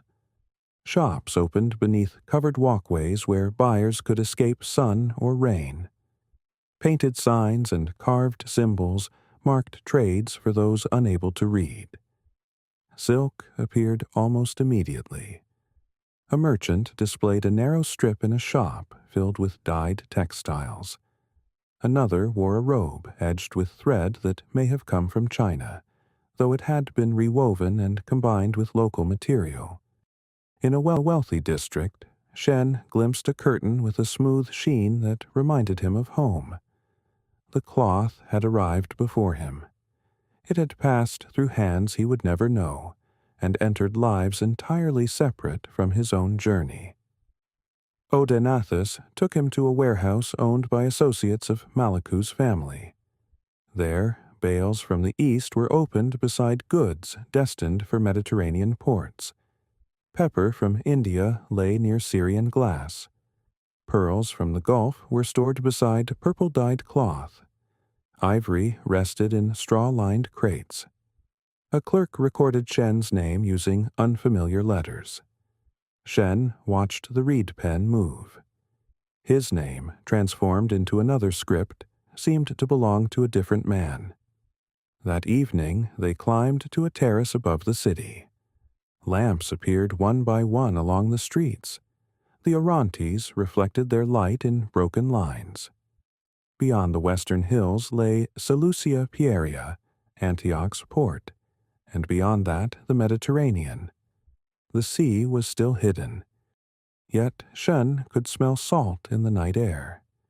He stood silently while the city murmured below, thinking of Chang'an under another sky. Between the two places lay deserts, mountains, rivers, empires, and countless rooms where strangers had eaten from the same bowl. He had followed Silk farther than any member of his family. But now, with the sea only a short journey away, he felt not the satisfaction of reaching an end, but the strange pull of another beginning. The road to the sea followed the Orontes towards the coast. For 2 days, Shen traveled through a landscape greener than anything he had seen since leaving the valleys of Central Asia. The hills were clothed in pine, oak, and low shrubs fragrant beneath the sun. Streams crossed the road in clear, shallow channels. Villages stood among orchards where autumn fruit hung from dark branches, and small shrines watched over crossings and bends in the path. Then the river turned through a narrow passage between mountains. The air changed. It carried salt, tar, damp timber, and something vast that could not be seen from the road. Birds wheeled overhead in numbers unfamiliar to Shen. Their cries came sharply through the wind. At last the valley opened. The Mediterranean lay beyond the harbor of Seleucia Pieria, blue-gray beneath a cloudless sky. Shen stopped walking. He had seen great rivers, salt flats, deserts without visible end, and mountain ranges that seemed to hold up the heavens. Yet the sea was different. It moved while appearing motionless. Light traveled across its surface in long silver paths, breaking and reforming with every wave. No opposite shore could be seen. For a man raised among roads and walls, the absence of a boundary was unsettling. Odaenathus stood beside him without speaking. He had seen the sea before and understood that first silence. Below them, the harbor was busy with labor. Ships rested beside stone quays, their hulls dark with pitch. Sailors shouted while cargo swung from ropes. Amphorae stood in rows like tall clay figures. Baskets of dried fish, bundles of timber, sacks of grain, and jars of wine moved between warehouses and vessels. The Silk Road had reached water. Here, the caravan animal gave way to the ship. Shen descended towards the harbor and walked among the warehouses. The noise differed from that of any inland market. Wood struck wood. Ropes creaked. Waves slapped against hulls. Gulls screamed above heaps of refuse, and sailors called in Greek, Latin, Aramaic, and Egyptian speech. A merchant showed him where silk was stored before shipment. The cloth lay in a locked room above the damp ground, protected from salt spray and thieves. Some would travel south towards Alexandria. Some might sail among the islands or continue westward to Italy. The distance that had taken Shen many months to cross could be shortened upon the sea, though ships faced dangers of their own. Storms, hidden reefs, contrary winds, piracy, and damaged hulls could end a voyage without warning. Sailing often followed the seasons, and captains preferred to wait rather than challenge winter seas. Shen watched sailors prepare a merchant vessel bound for Alexandria. Its single broad sail had been furled along a yard. Clay jars were lowered into the hold and packed tightly so they would not shift. The captain inspected ropes, water barrels, and the condition of the hull with the same care Artaban had given his caravan. Road and sea demanded different knowledge, but the habits of survival were familiar. Nothing important was trusted to chance. A shipwright invited Shen into a yard where a smaller vessel was being repaired. Men heated pitch in blackened pots and pressed fibers into the seams between planks. The smell was sharp and heavy. Sawdust clung to bare feet. Curved pieces of timber lay stacked beneath awnings, selected for the shape they had grown into. Shen ran his hand over a smooth plank. The craftsman spoke, and Odenathus translated. "He says a ship begins in a forest." Shen smiled.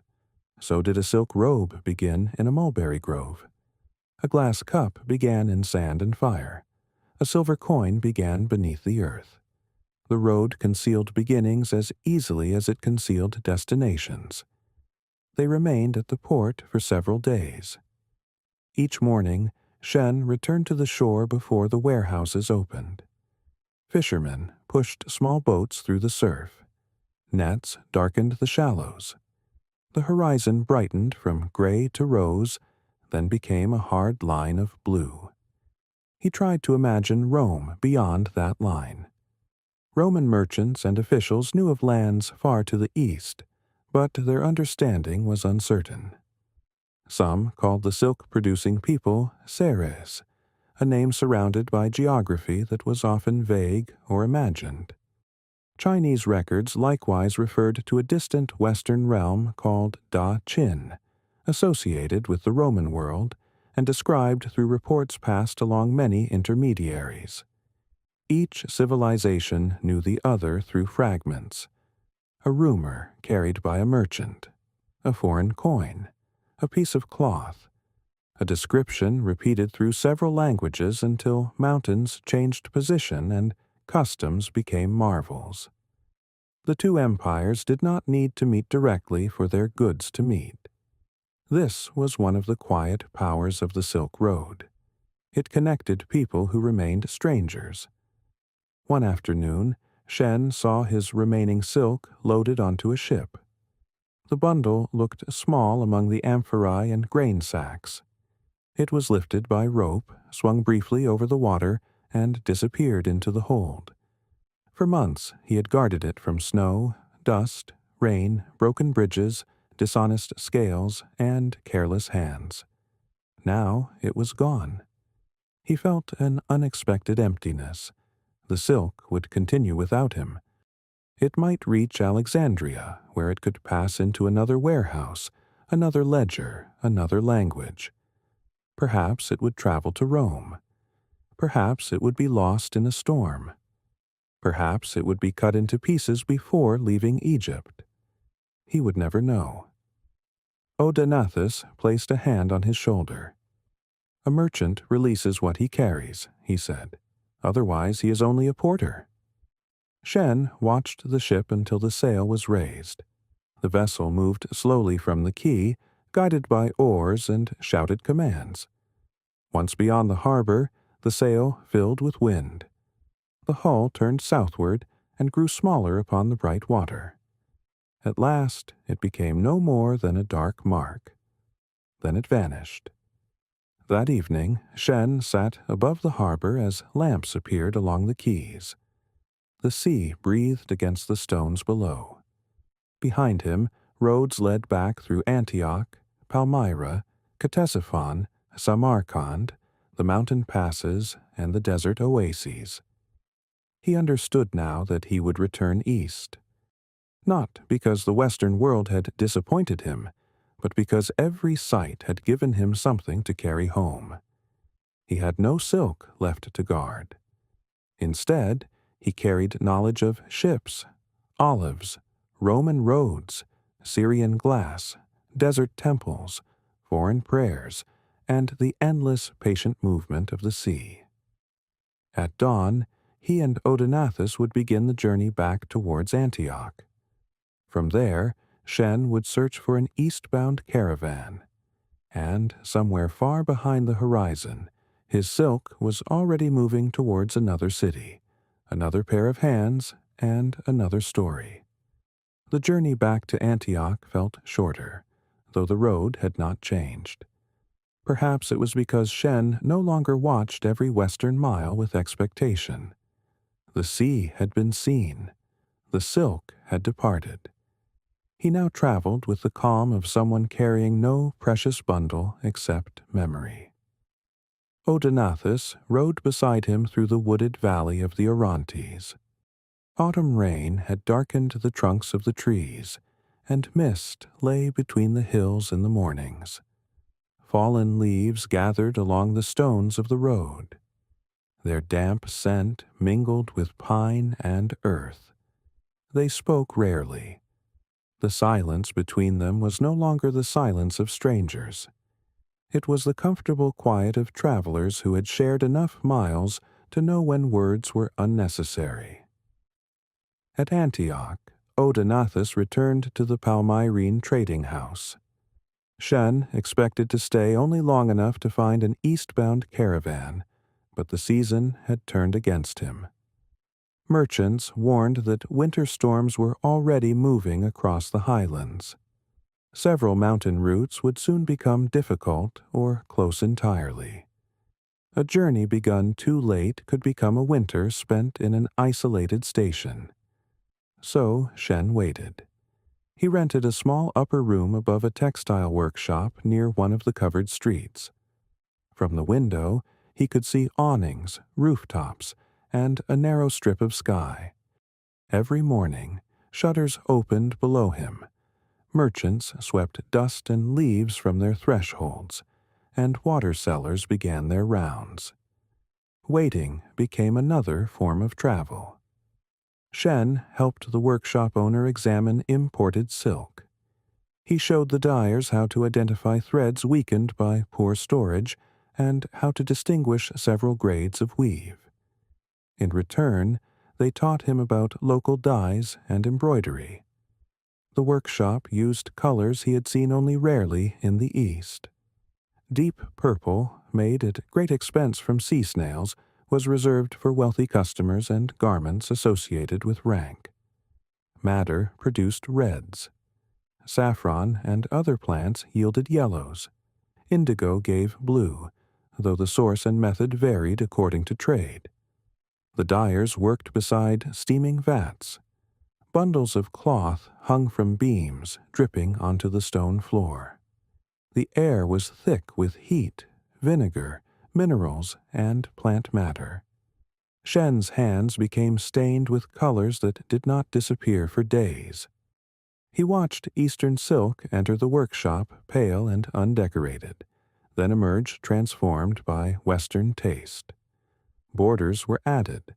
Figures and vines appeared. Gold thread was stitched along edges. Sometimes the cloth was cut into narrow strips and combined with linen or wool. At first, Shen felt a quiet discomfort. The weavers in China had created something complete. Here, strangers pulled it apart and remade it. Then he remembered the painter in Kucha, mixing Western blue with Eastern silk. Nothing on the road remained untouched. A good traveled by changing. So did an idea. During his winter in Antioch, Shen encountered travelers whose journeys were not driven by trade. Pilgrims entered the city carrying staffs and small bundles. Philosophers and teachers moved between communities. Priests served temples dedicated to many deities. Jewish families followed traditions rooted in their own ancient history. Beliefs crossed the same roads as silk. They traveled in spoken stories, copied texts, songs, rituals, and the memories of people far from home. Some teachings changed as they entered new languages. Local customs shaped foreign practices. Images borrowed familiar clothing and faces so that distant ideas could be understood. Shen listened without trying to judge which belief was true.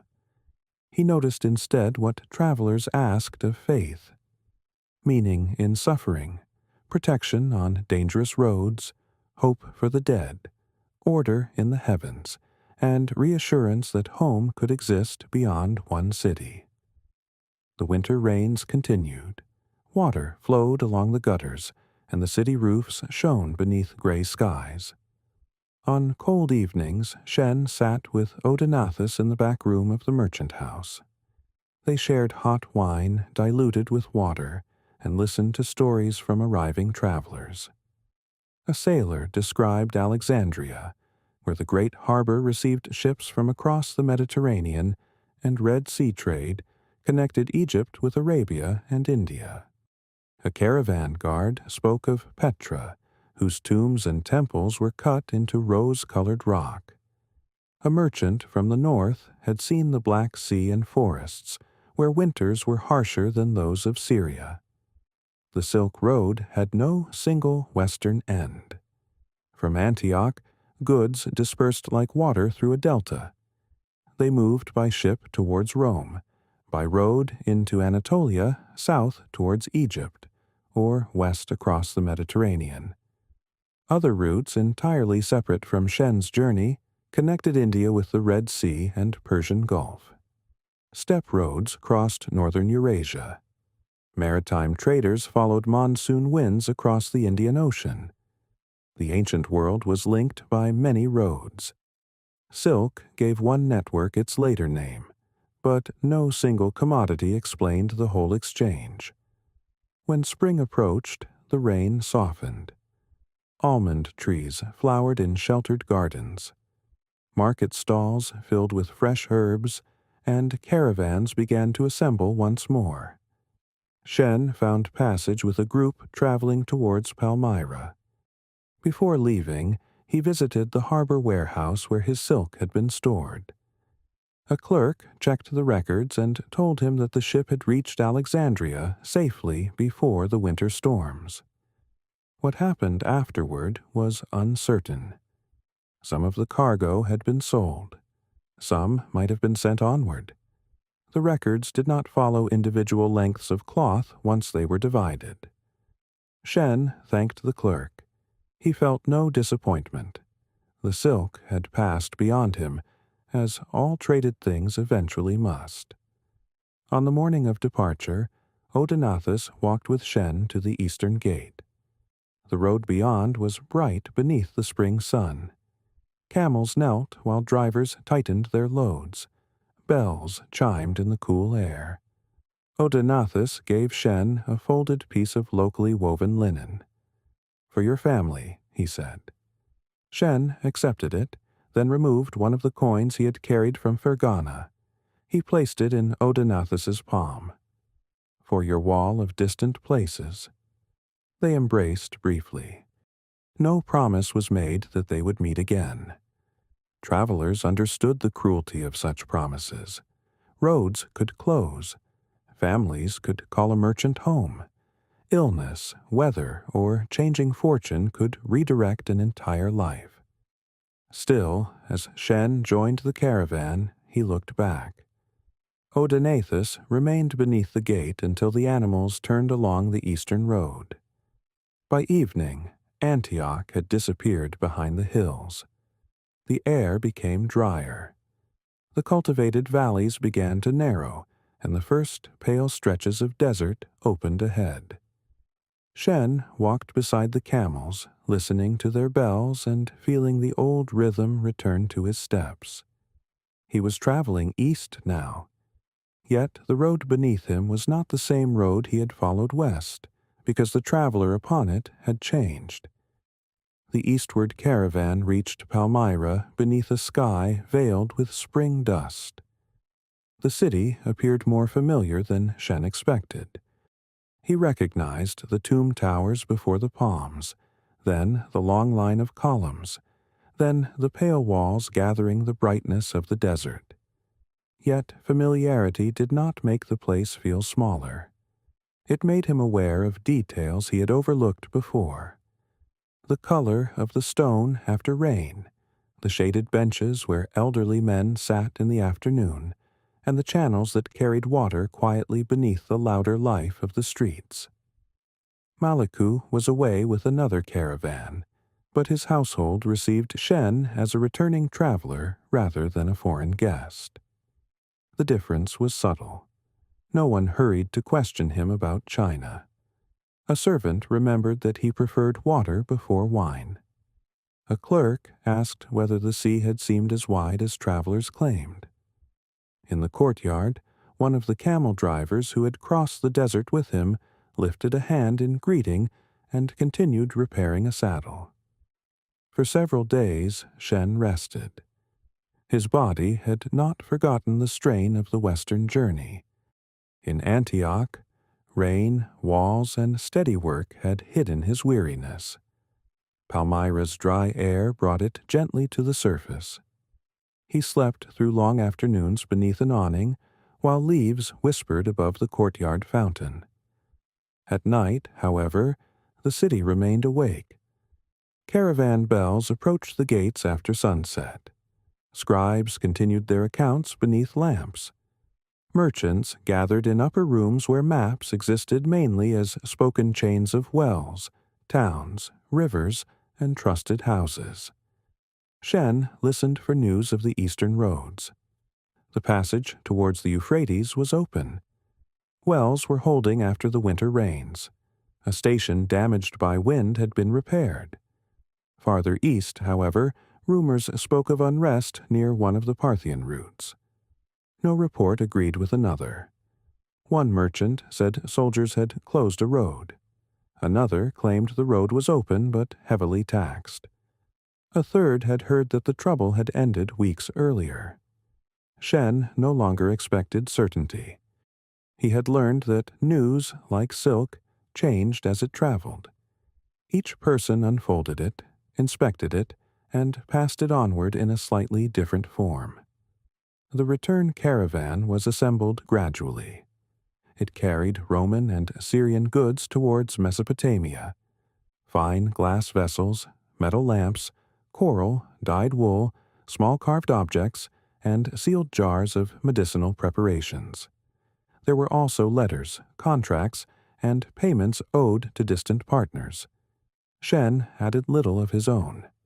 The linen from Odaenathus lay folded among his clothes. The silver coin from Malaku remained in a pouch at his waist. He had purchased a handful of glass beads for his younger cousins and a small bronze lamp for his mother. The lamp was plain compared with the objects sold to wealthy households. It had a rounded body, a short nozzle for the wick, and a simple leaf pattern around its rim. Shen chose it because he could imagine its light in the courtyard at home. When the caravan departed, Palmyra's columns stood behind them in the pale morning. The drivers followed the same western desert route Shen had crossed months earlier, but the season had changed the land. Small flowers appeared in sheltered hollows where rainwater had collected. Grasses softened the edges of dry stream beds. Pastoral families moved their animals towards temporary grazing, their dark tents standing against the open plain. The desert was still severe, yet for a brief season it carried color. At the first well station, Shen recognized the low wall where he had once waited through the heat. The watchman had changed. One of the storerooms had a new door. Otherwise, the place seemed untouched by time. The illusion lasted only until Shen noticed a shallow carving beside the gate. A driver from their earlier caravan had scratched his name into the stone while waiting for water. Shen remembered him as a quiet man who sang to the camels at night. Now the mark remained, though the man himself was traveling somewhere else. Roadside places collected such traces: a broken cup beneath an oven, a scrap of faded cloth tied near a spring, a line cut into a wall. Most travelers vanished from the record, but small signs of their presence endured for a season, sometimes longer. The caravan continued under waxing moonlight. Shen found the night travel peaceful. The animals moved with steady patience, guided by men who knew the stars and the faint pale line of the track. Hooves disturbed the scent of dry plants. Bells answered one another along the column. During one halt, a young driver asked Shen about the sea. The question passed through two interpreters before reaching him. Shen considered how to describe something without an edge. He could have spoken of ships, waves, salt, or wind. Instead, he said that the sea resembled the desert, except that it never rested. The driver thought for a moment, then nodded as though this explanation was enough. At the Euphrates, the caravan waited for boats to ferry the goods across. The river ran higher than it had in autumn. Brown water curled around the landing posts, carrying reeds and small branches downstream. Ferrymen shouted instructions, while camels protested at the smell and movement of the water. The glass was carried separately. Shen watched the boxes pass from hand to hand and remembered the broken bridge on the Iranian plateau. Fragile things depended upon trust more than strength. Each porter had to believe the next would take the weight. On the eastern bank, the loads were rebuilt. The journey towards Ctesiphon took several weeks, following roads that alternated between river settlements and dry country. Fields of barley ripened near the canals. Date palms lifted their fronds above villages. Boats moved beside them when the road approached the water. At dusk on the final day, the Tigris appeared beneath a copper sky. Ctesiphon's quays and walls emerged through smoke and dust. The city was as crowded as Shen remembered, though new banners hung near one gate, and several warehouses bore freshly painted signs. Artaban was waiting in Narsai's courtyard. He had grown a little thinner during the winter, and his beard showed more gray. Yet his expression changed when Shen entered. For a moment the careful merchant disappeared, and he embraced Shen with both arms. "You saw the sea," he said. "I saw it."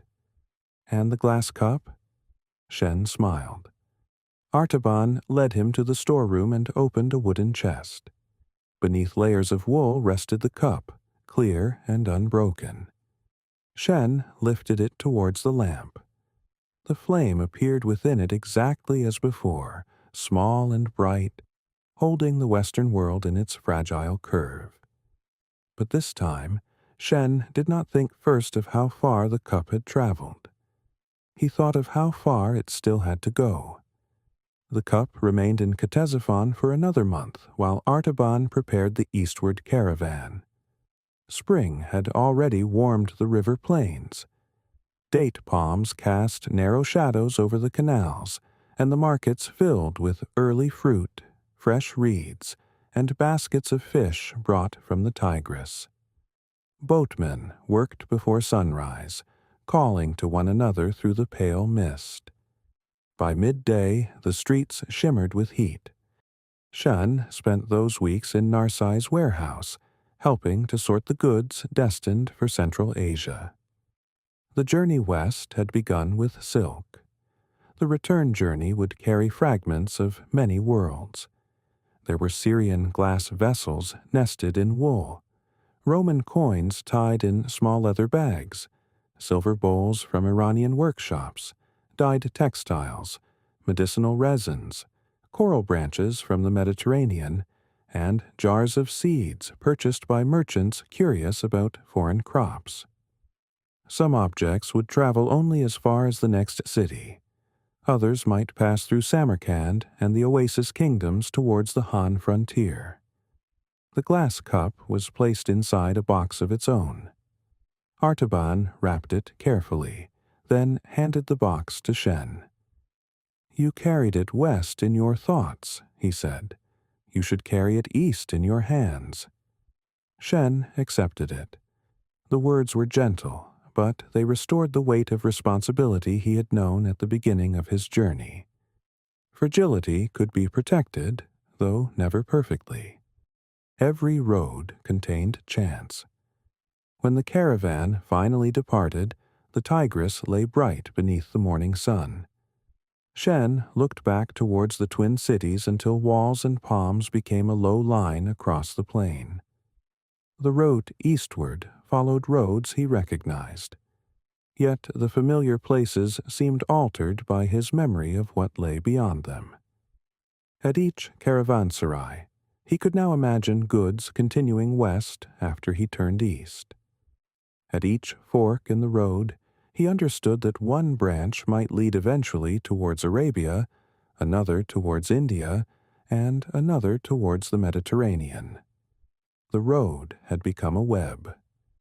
Near the Iranian highlands, the caravan encountered a group of pilgrims traveling in the same direction. They wore simple garments and carried little beyond food, blankets, and small bundles of written texts.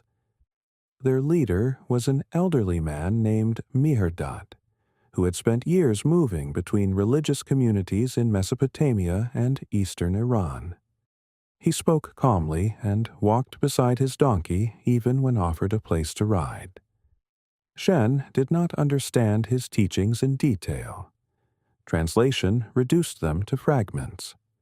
Mihrdad spoke of truth, light, order, and the struggle within human conduct. Some of his beliefs belonged to traditions long rooted in the Iranian world. What interested Shen was not doctrine, but movement. The pilgrims carried no luxury goods. They possessed nothing a customs official would value. Yet wherever they stopped, people gathered to listen. A story told beside a fire entered another memory. A prayer translated into a local language could remain after the traveler had gone. Ideas required no camel loads. They were among the lightest things on the road, and perhaps the hardest to contain. One evening, the caravan camped near the openings of an underground water channel. The line of shafts crossed the empty ground towards distant foothills. Workers had repaired a part of the passage after winter rains caused a collapse. Shen sat beside Mihrdad while the sky darkened. "You have traveled far," the old man said through Artaban, "to the western sea. And what did you find there?" Shen considered the question. He could have described the harbor, the ships, or the horizon without an edge. Instead, he answered, "People waiting for goods from places they could not imagine." Mihrdad smiled. "Then they are like all people." The caravan moved on before dawn. Weeks passed in a rhythm of loading, walking, bargaining, resting, and counting. The highlands rose around them. Nights grew cold again. Snow remained on the upper ridges, but the main passes were open, and streams ran full with meltwater. At the broken bridge, repairs had begun. Timbers now spanned the damaged center, supported by rough stonework. Villagers charged a small fee to guide animals across. Shen carried the glass box close to his chest, remembering the moment when his foot had slipped above the river. This time, the crossing was easy. On the opposite bank, he paused and looked back. A place that had once seemed dangerous had become ordinary through repair, labor, and memory. Roads endured because people restored them. Bridges did not heal themselves. Wells did not remain clear without hands to remove silt. Caravanserais required roofs, gates, cooks, stable workers, and guards. The Silk Road was made not only by travelers, it was made by those who stayed. Farmers grew fodder. Families baked bread. Craftsmen replaced shoes and wheels. Waterkeepers cleaned channels. Scribes recorded debts. Local guides remembered paths through land no foreign merchant could read. Their names rarely appeared in accounts of emperors or distant trade. Yet without them, no silk would have reached Rome, and no glass would have traveled towards China. The caravan descended into Bactria as spring deepened. Orchards were in flower, and the air carried a faint sweetness. Markets displayed fresh greens beside old stores of grain and dried fruit. Here, the pilgrims separated from the merchants. Mihrdad and his companions turned south towards a community beyond the river. Before leaving, the old man gave Shen a small piece of wood carved with a simple star-like pattern. "It has no value," Artaban translated. Shen held it in his palm. "Then why give it?" "Because value is not always the reason something travels." The pilgrims walked away between the flowering trees. Shen placed the carving beside the Roman coin and the folded linen from Antioch. None of the three objects belonged together, yet each carried the memory of a person who had placed it in his hand. In the market, the caravan sold several Western goods. Glass attracted the greatest attention.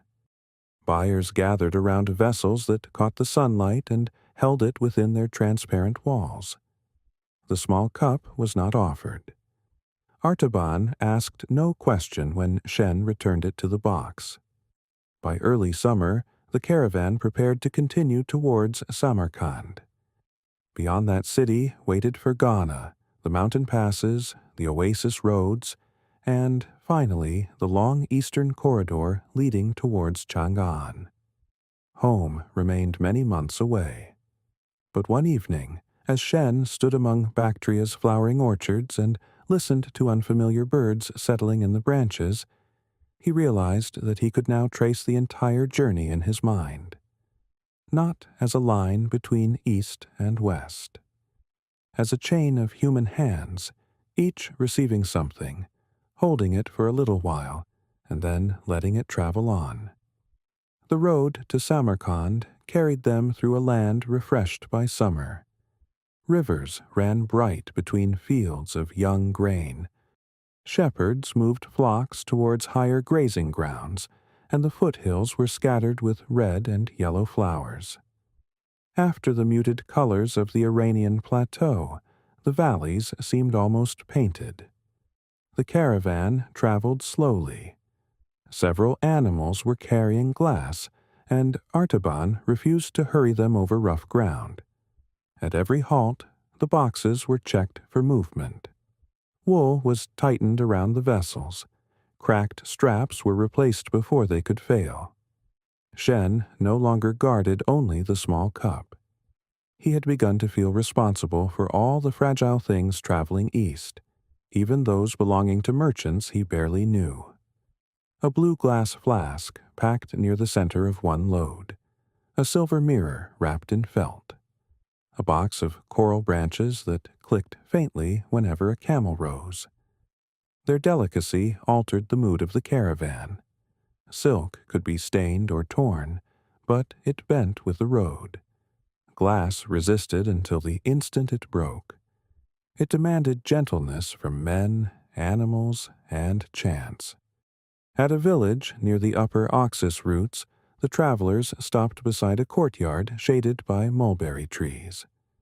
Shen looked up at the leaves. For a moment, the distance to China seemed to collapse. Mulberries grew in many places, but the sight returned him to the workshops of Chang'an. Baskets of pale leaves, trays of silkworms, women drawing thread from softened cocoons. He reached for a low branch and rubbed one leaf between his fingers. The tree was ordinary. That was perhaps the strangest thing about silk. Its beginning did not resemble luxury. There was no gold in the mulberry grove, no polished stone, no royal procession. Only leaves, insects, hot water, thread, and patient labor. The road added splendor later. Distance covered the work with mystery. That evening, a local household invited the merchants to eat beneath the trees. Flatbread was torn and passed around. Bowls of yogurt, herbs, onions, and stewed lamb stood on a cloth spread over the ground. The family's eldest daughter examined Shen's sleeve. It was made from coarse Western wool, repaired twice along the cuff. She seemed disappointed. Through an interpreter, she asked whether everyone in China wore silk. Shen laughed. He explained that most people wore simpler materials, and that fine silk was costly even near the places where it was made. Farmers who raised silkworms might never wear the most beautiful cloth produced from their cocoons. Weavers could spend months creating fabric intended for officials, noble households, or foreign trade. The girl listened thoughtfully. Then she pointed towards the glass box beside Shen's bedding. "Does everyone in the West drink from clear cups?" "No," he said. "Most drink from clay." She smiled at this symmetry. Faraway lands were often imagined through the rare objects that escaped them. Rome became a country of glass and gold. China became a country of silk.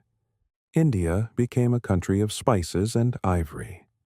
Ordinary bowls, patched clothes, muddy lanes, and tired workers did not travel so easily.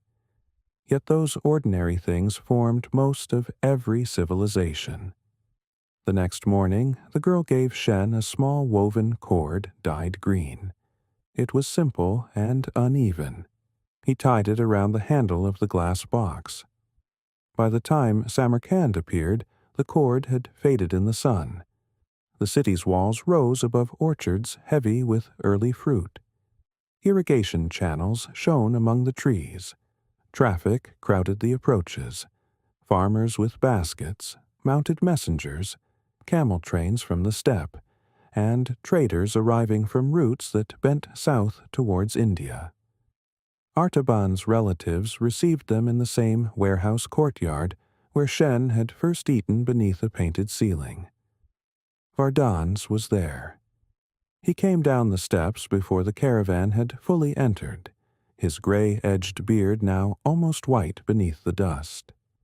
He embraced Artaban, then held Shen by the shoulders and studied his face. "You found the end of the road," he said. "There was no end." Vardanes laughed softly. "Then you found the right answer." The warehouse filled with activity. Western goods were unpacked before a gathering of merchants. Glass emerged from wool and straw, each piece lifted towards the light. Some vessels were nearly colorless. Others held shades of green, blue, or amber. Their shapes seemed unusual to the local craftsmen, who turned them slowly and discussed how they might have been made. The small cup remained in its box. Shen carried it upstairs to the family room, where he had first seen Chinese silk stored far from China. He placed the cup on a low table beside a silver bowl and a carved wooden chest. Sunlight passed through it. For the first time, the glass reflected the green of the courtyard vines. Vardanes sat opposite him. "Will you sell it here?" Shen shook his head. "In Ferghana." "No." "At the frontier?" "No." Vardanes looked pleased. "Then it is no longer merchandise." Shen considered this. The cup still possessed value. A buyer might pay well for it in an Eastern market. Yet its price no longer seemed important. It had become a record of the road, the plateau station where he had first seen it, the broken bridge, the Tigris, the sea he had reached without carrying it, and the return through lands now folded into memory. It had stopped being a traded object. It had become a story. They remained in Samarkand through the hottest part of summer. The city was busy with preparations for caravans traveling in every direction. Sogdian merchants examined horses from the steppe, silk from China, spices brought through India, and metal goods from the West. Contracts were drawn up. Partnerships were renewed. Letters were copied and sealed. Shen spent many afternoons in Vardan's warehouse, listening as younger merchants planned journeys they had never made. He recognized their confidence. They spoke of distances as though distance were only a number. They worried about prices, taxes, and profit, but not about the sound of wind around a mountain shelter or the silence of a dry well. Shen did not correct them. every traveler had to discover the road personally. When asked about the Western Sea, he described the harbor, the ships, and the way the horizon disappeared into water. When asked about Rome, he admitted he had never seen it. When asked whether the Parthians controlled all trade between East and West, he explained that no single empire controlled every route, and that merchants constantly adapted to politics, weather, and opportunity. His answers were less exciting than rumors. But Vardanes listened with approval. Late in summer, an eastbound caravan was announced. It would pass through Ferghana, cross the mountains before the first heavy snow, and then follow the northern oasis road towards the Han frontier. Shen secured a place. The night before departure, the family gathered in the courtyard. Lamps hung beneath the vines. Musicians played a melody Shen had heard in a different form years earlier in Kucha. He could not say where it had begun. Perhaps no one could. The tune had crossed the mountains through memory, changing from one musician to the next. Now it followed him east, another invisible traveler upon the road. Before dawn, Shen packed the glass cup beneath wool and tied the faded green cord securely around its box. Then the gates opened, and Samarkand released him towards home. The caravan left Samarkand beneath a sky still dark enough to hold the last stars. Behind them, household lamps glimmered along the city walls.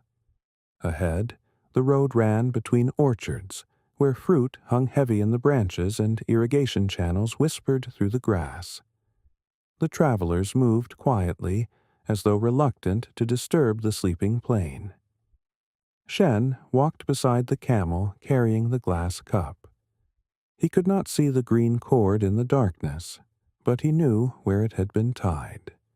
From time to time, he touched the box through its covering, feeling the steady rise and fall of the animal's stride. Vardanes rode with them for the first day. He had business in a village east of the city, though Shen suspected that the errand had been arranged partly to delay their farewell. The older merchant spoke little.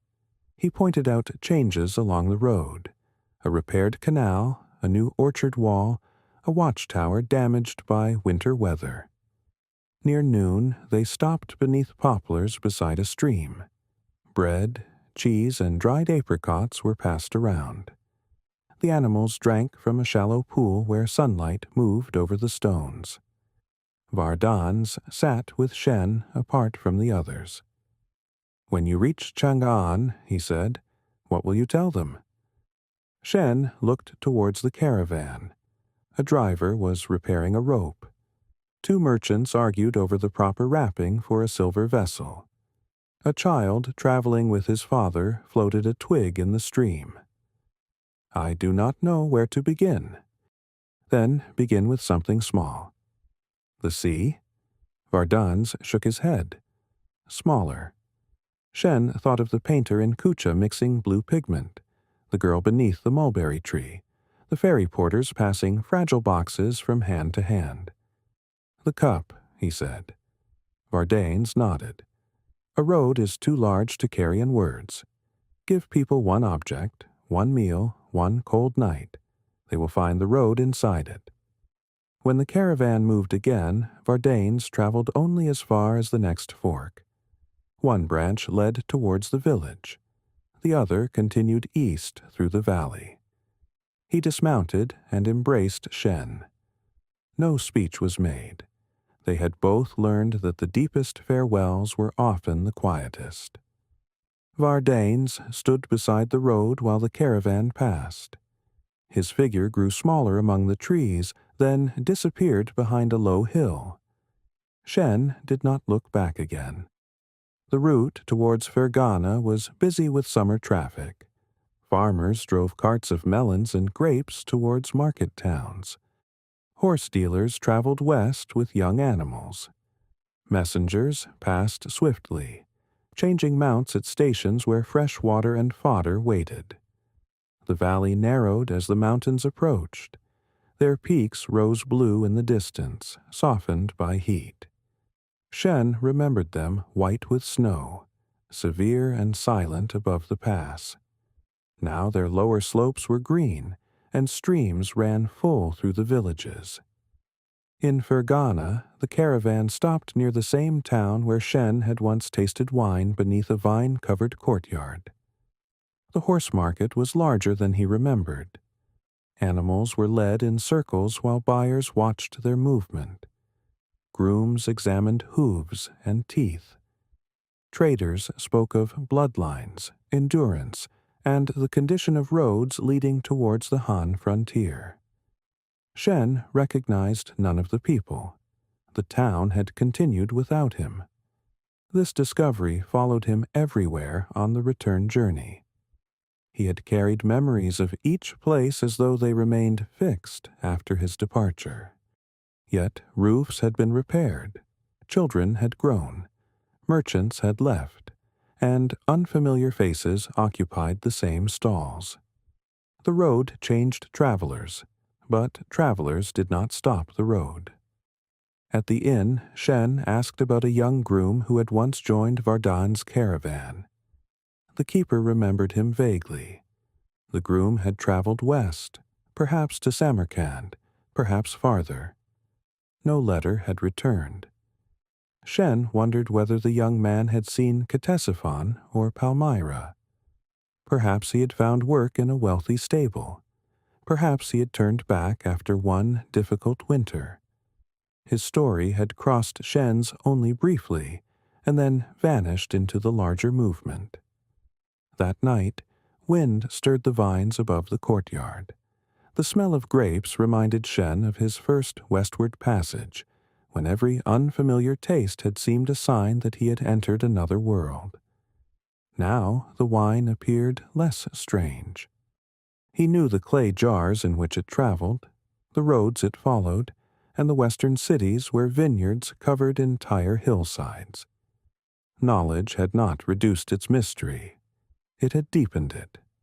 A simple cup of wine contained soil, weather, labor, vessels, merchants, taxes, and tradition. The road taught the hidden weight of ordinary things. The caravan remained in Ferghana for 6 days, waiting for guides returning from the high pass. Reports were favorable. Snow had melted from the main path, though recent rain had loosened stones on the northern slope. The travelers replaced several camels with horses and mules better suited to the climb. Heavy goods were divided into smaller loads. Glass received fresh wool. Every strap was tested. On the morning they entered the foothills, clouds rested above the peaks.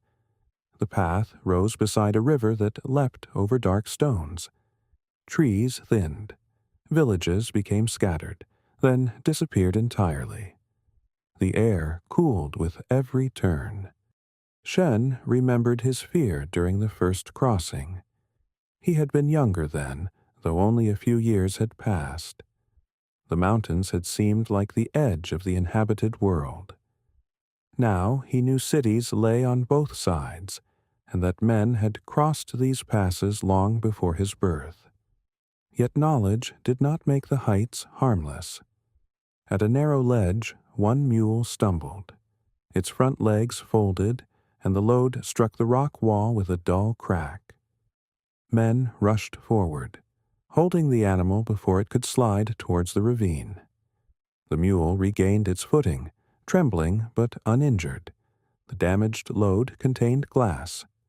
The caravan halted while the box was lowered and opened. Wool was removed layer by layer. One vessel had shattered. Fragments of pale blue glass lay among the padding, bright as pieces of frozen sky. The merchant who owned it said nothing. He gathered the shards carefully and placed them in a cloth bag. Even broken glass could be melted, reused, or sold to a craftsman. Shen opened his own box. The cup remained whole. He touched the faded green cord and felt gratitude not as triumph, but as humility.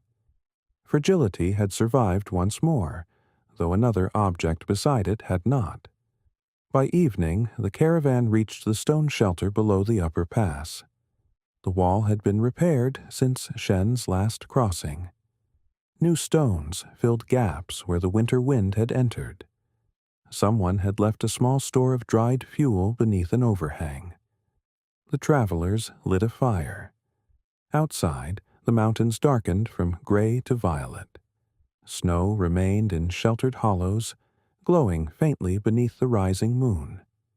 Shen sat near the entrance and listened to the wind. Years earlier, Vardanes had kept watch there while a storm covered the path. Now Shen understood why the older merchant had remained awake. Responsibility was often nothing more heroic than refusing sleep when others depended upon you. One by one, the travelers settled beneath their blankets. Shen stayed beside the fire until the final ember dimmed. Before lying down, he checked the animals, the ropes, and the box containing the cup. Beyond the shelter, the pass waited under the stars. And beyond the pass, hidden by ranges of stone and immense stretches of desert, the eastern oases had already begun to feel like the first outer rooms of home. The caravan crossed the upper pass beneath a clear morning sky. No storm delayed them this time. The snow lay only in shaded crevices, and the path, though steep, remained visible among the stones. Sunlight touched the highest ridges first, turning them pale gold, while the valley below stayed blue with cold. Shen walked rather than rode. The air was thin, and every breath seemed to carry the dry taste of rock. Behind him, the animals climbed in a careful line, their loads swaying gently. Ahead, the guide paused often to inspect places where spring meltwater had cut through the path. At the summit, scraps of cloth still fluttered from the weathered pole. Some had vanished since Shen's first crossing. Others were new, tied there by travelers who had passed while he was in the west.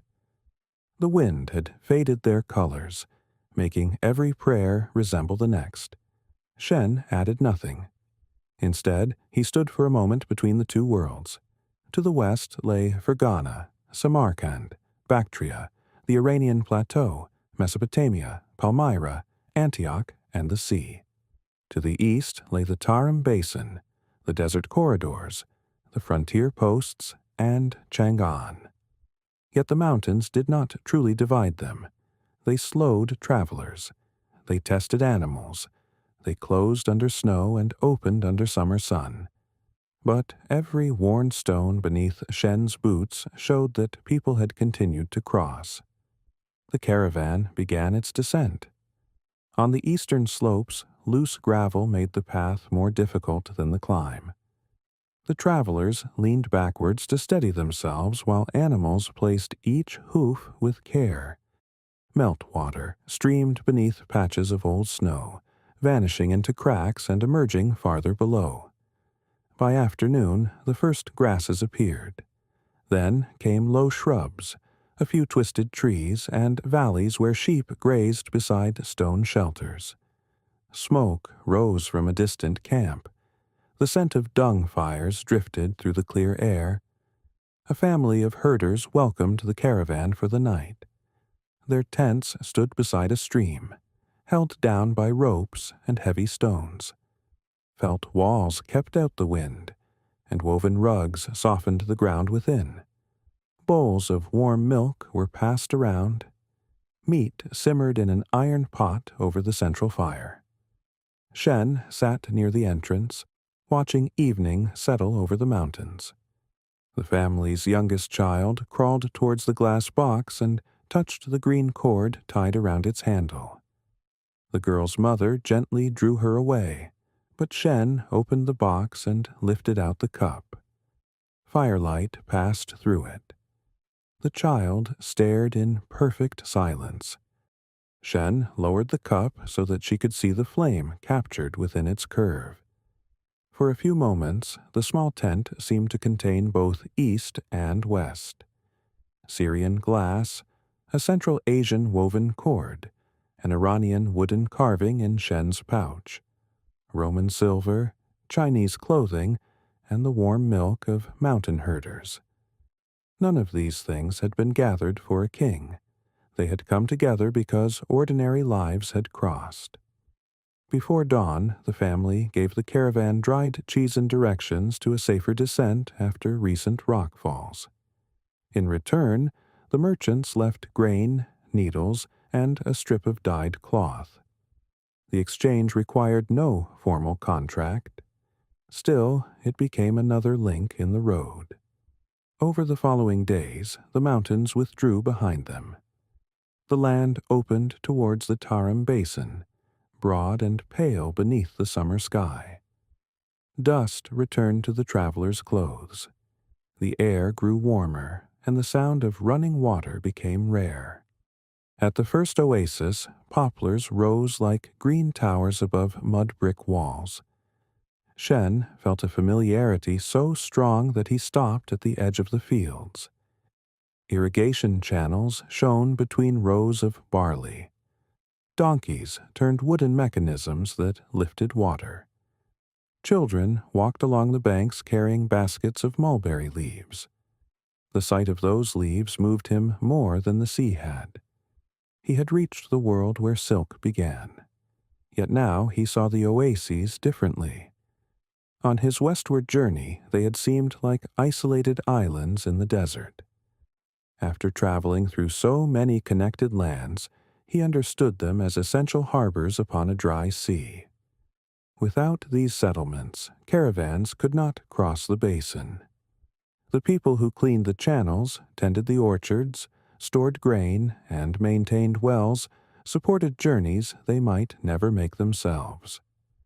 A merchant's success depended upon farmers whose names never entered his ledger. The caravan followed the northern route towards Kucha. Summer heat pressed upon the land.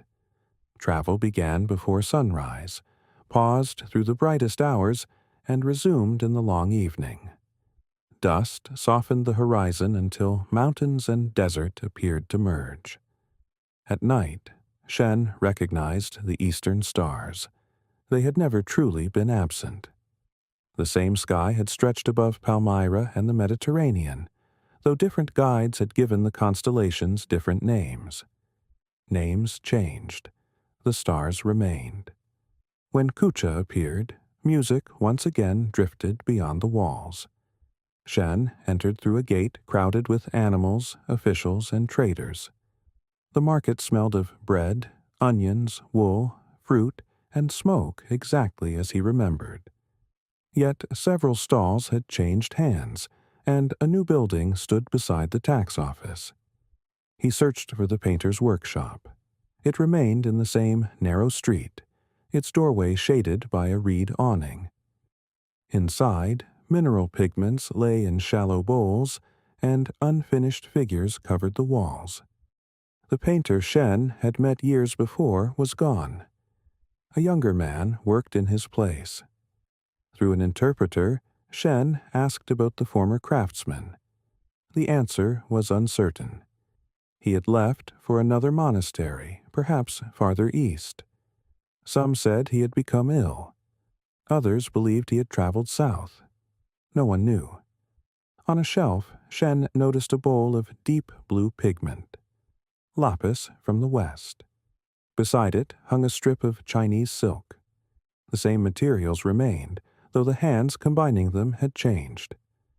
Shen stood quietly before the painted wall. He had imagined returning to familiar faces and telling them what he had seen.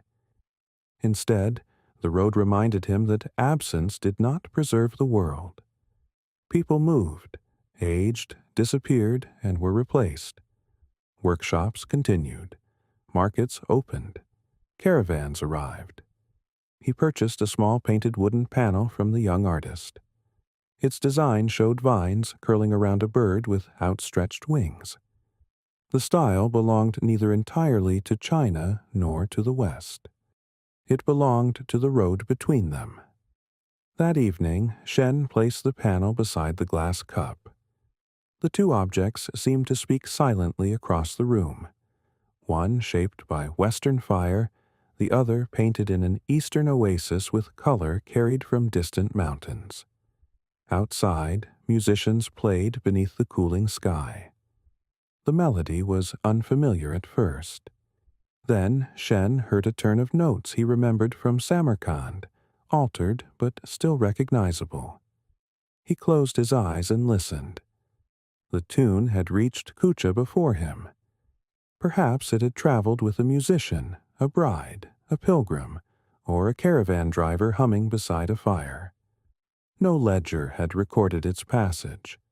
No official had taxed it at the gate. Yet it had crossed the mountains all the same. And, as the music continued through the warm evening, Shen understood that the most enduring travelers on the Silk Road might be the things no pack animal carried at all. Kucha released the caravan eastward beneath a pale morning sky.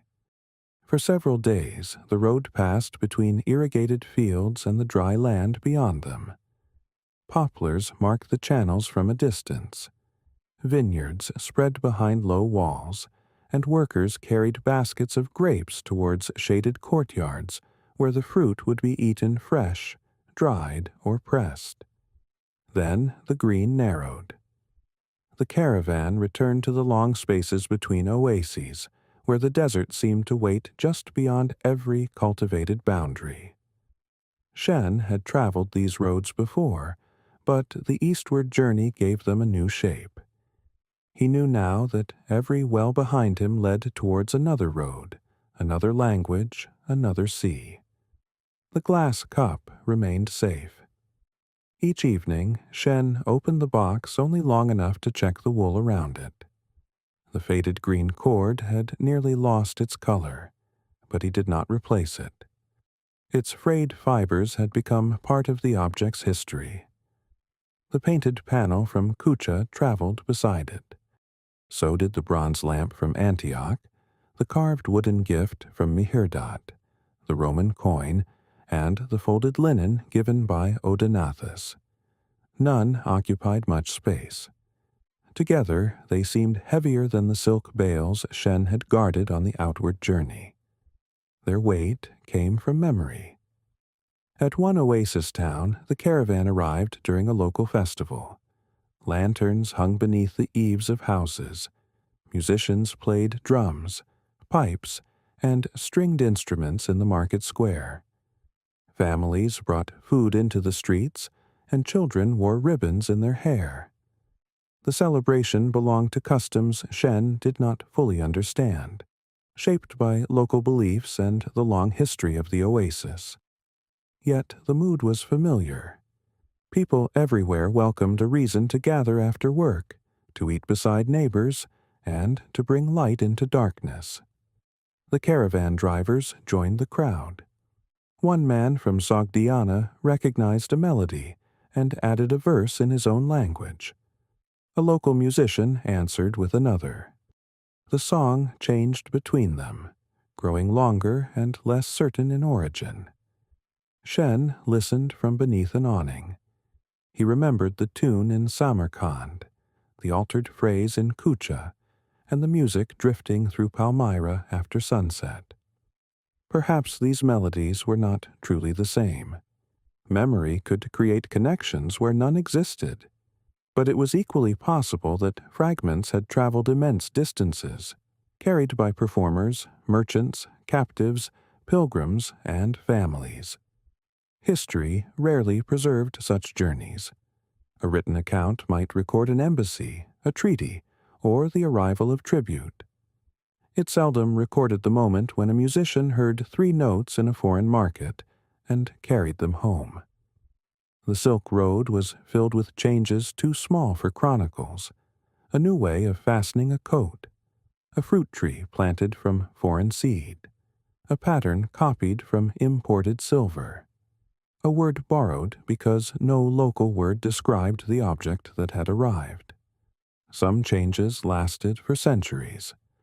Others vanished after one generation. When the festival ended, the caravan moved on.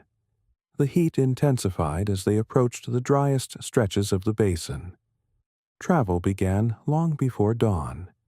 Men walked in silence while stars remained visible, then rested when the sun climbed high. At midday, the desert appeared empty.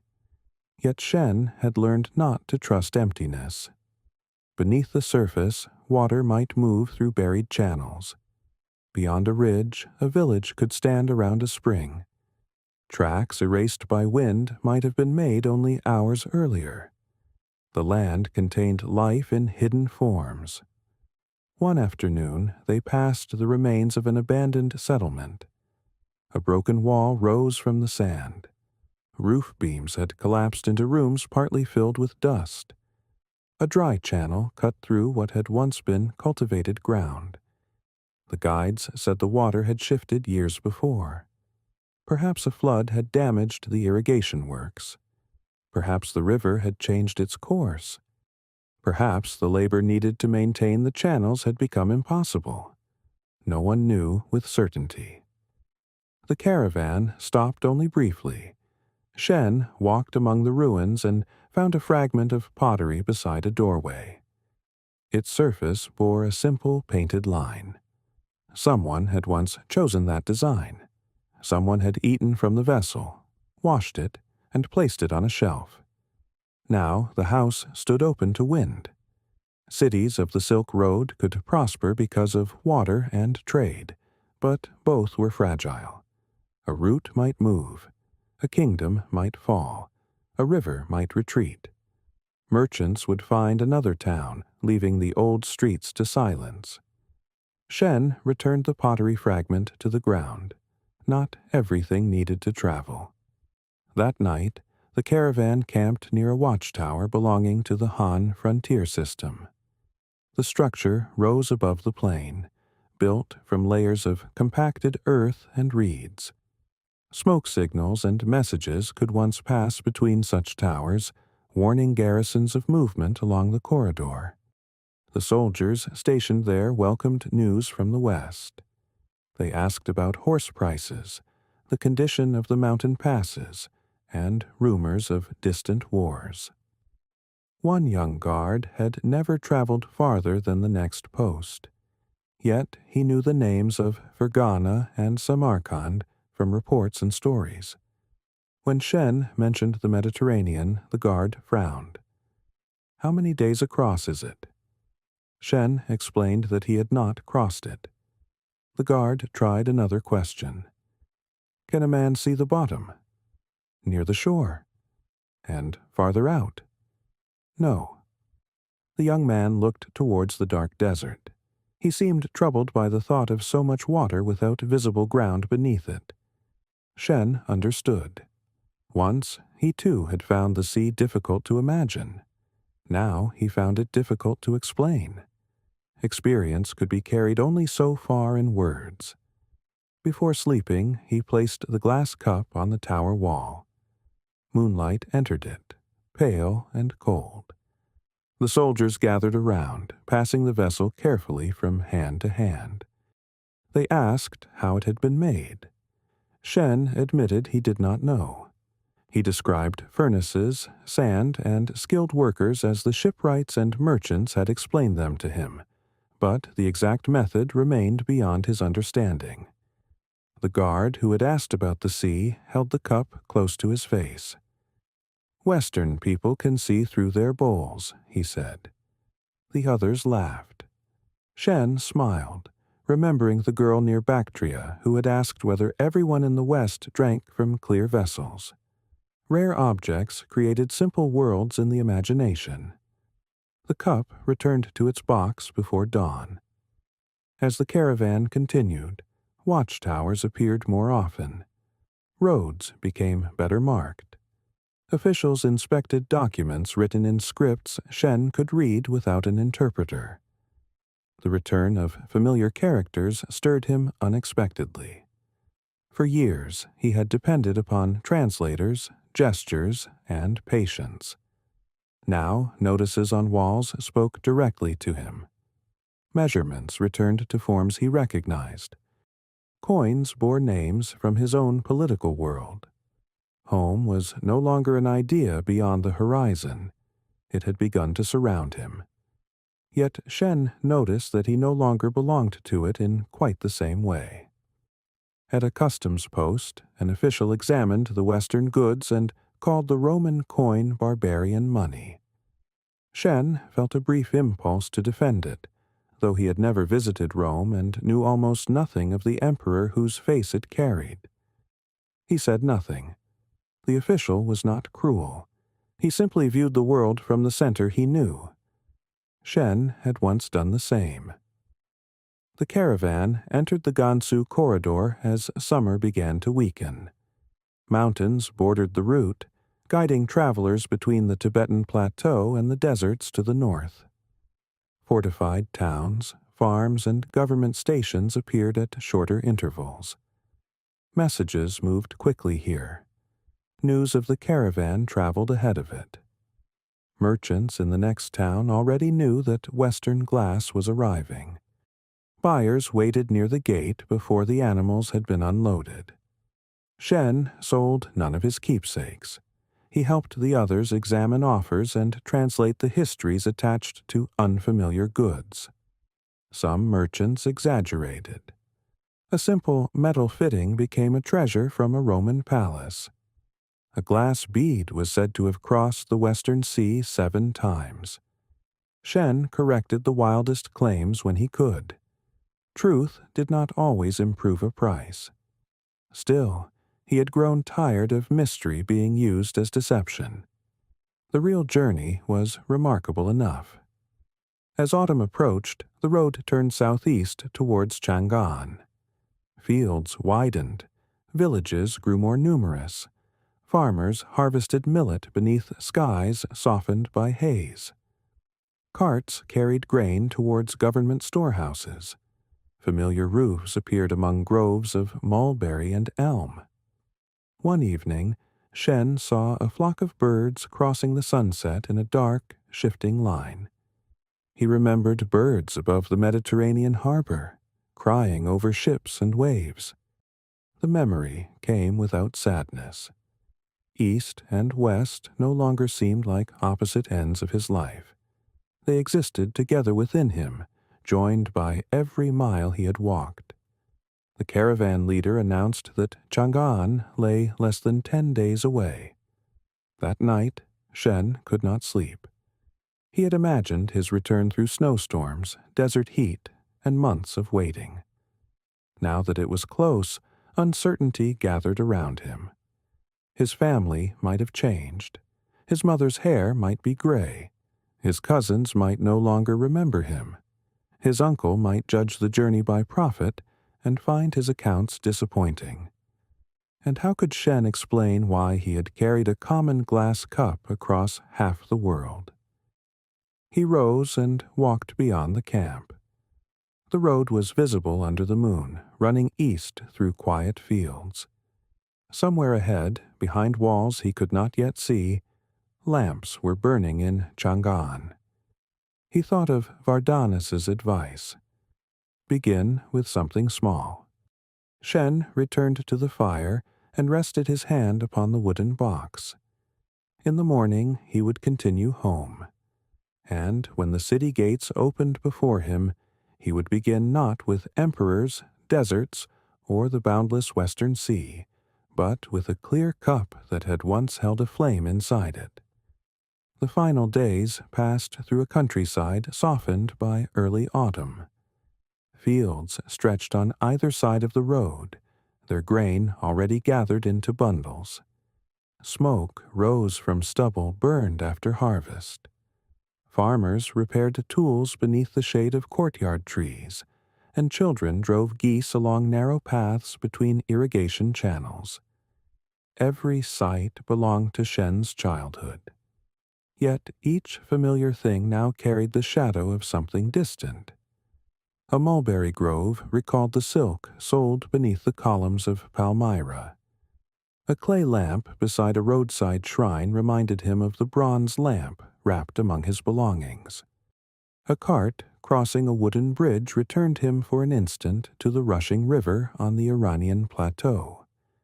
The world had grown larger without making home smaller.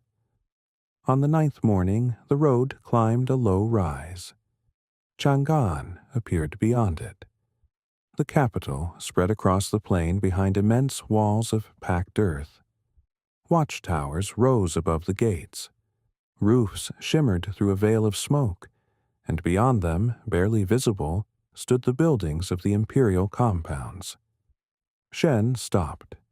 Around him, the caravan continued to move. Drivers called to the animals. Wheels creaked. Bells sounded with the same steady rhythm they had carried through deserts and mountains. But for Shen, the road became silent. Years earlier, he had left through those gates believing the city contained the whole ordered world. Everything beyond it had seemed uncertain, remote, and loosely connected by rumors. Now he knew that Chang'an was not the center of one world. It was one center among many. Samarkand had its courtyards and ledgers. Ctesiphon had its river quays. Palmyra had its columns rising from the desert. Antioch had its crowded streets, and the Mediterranean ports had their forests of masts. Each city believed itself important. Each depended upon places beyond its sight. The caravan descended towards the western gate. Traffic gathered around them. Farmers brought vegetables and firewood into the capital. Officials examined travel documents beneath awnings. Foreign merchants waited beside camels loaded with goods from Central Asia. Shen heard Sogdian's speech among the crowd. The sound filled him with such sudden warmth that he turned, expecting to see Vardans.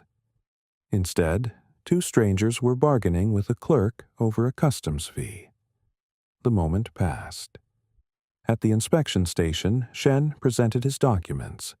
The official read his name, checked the seals, and looked up with mild surprise at the age of the travel authorization. "You have been gone a long time." "Yes." "What did you bring back?" Shen glanced at the loads. "Glass, metalwork, cloth, letters." The official waited, perhaps expecting more. Shen placed his hand on the wooden box. "And a story." The man frowned, then waved him through. Inside the walls, the city surrounded Shen with noise. The avenues seemed wider than he remembered. Carts rolled between ward walls. Vendors called from the markets. Officials passed in robes whose colors indicated rank. The scent of cooking oil, animals, dust, and charcoal settled over everything. His family lived in a neighborhood near a market where imported goods were sold. Shen knew every turn. He passed the alley where he had once broken a jar while running as a child. He saw the well from which his mother's servants drew water, though its wooden cover had been replaced. A tree near the corner had grown tall enough to shade half the street. Then he reached the family gate. For a moment, he could not raise his hand. The bronze lamp, the Roman coin, the linen, the painted panel, the wooden carving, and the glass cup all seemed easier to carry than the uncertainty behind that door. At last he knocked. Footsteps approached. A servant opened the gate and stared at him. The man had been young when Shen left. Now there was gray at his temples. Neither spoke. Then the servant shouted into the courtyard. The household gathered quickly. His mother came first, moving faster than Shen had ever seen her move.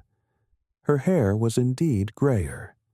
She touched his face with both hands, as though uncertain whether dust, distance, and years had created an illusion. His uncle followed. He stood beneath the gallery, his expression controlled until Shen bowed.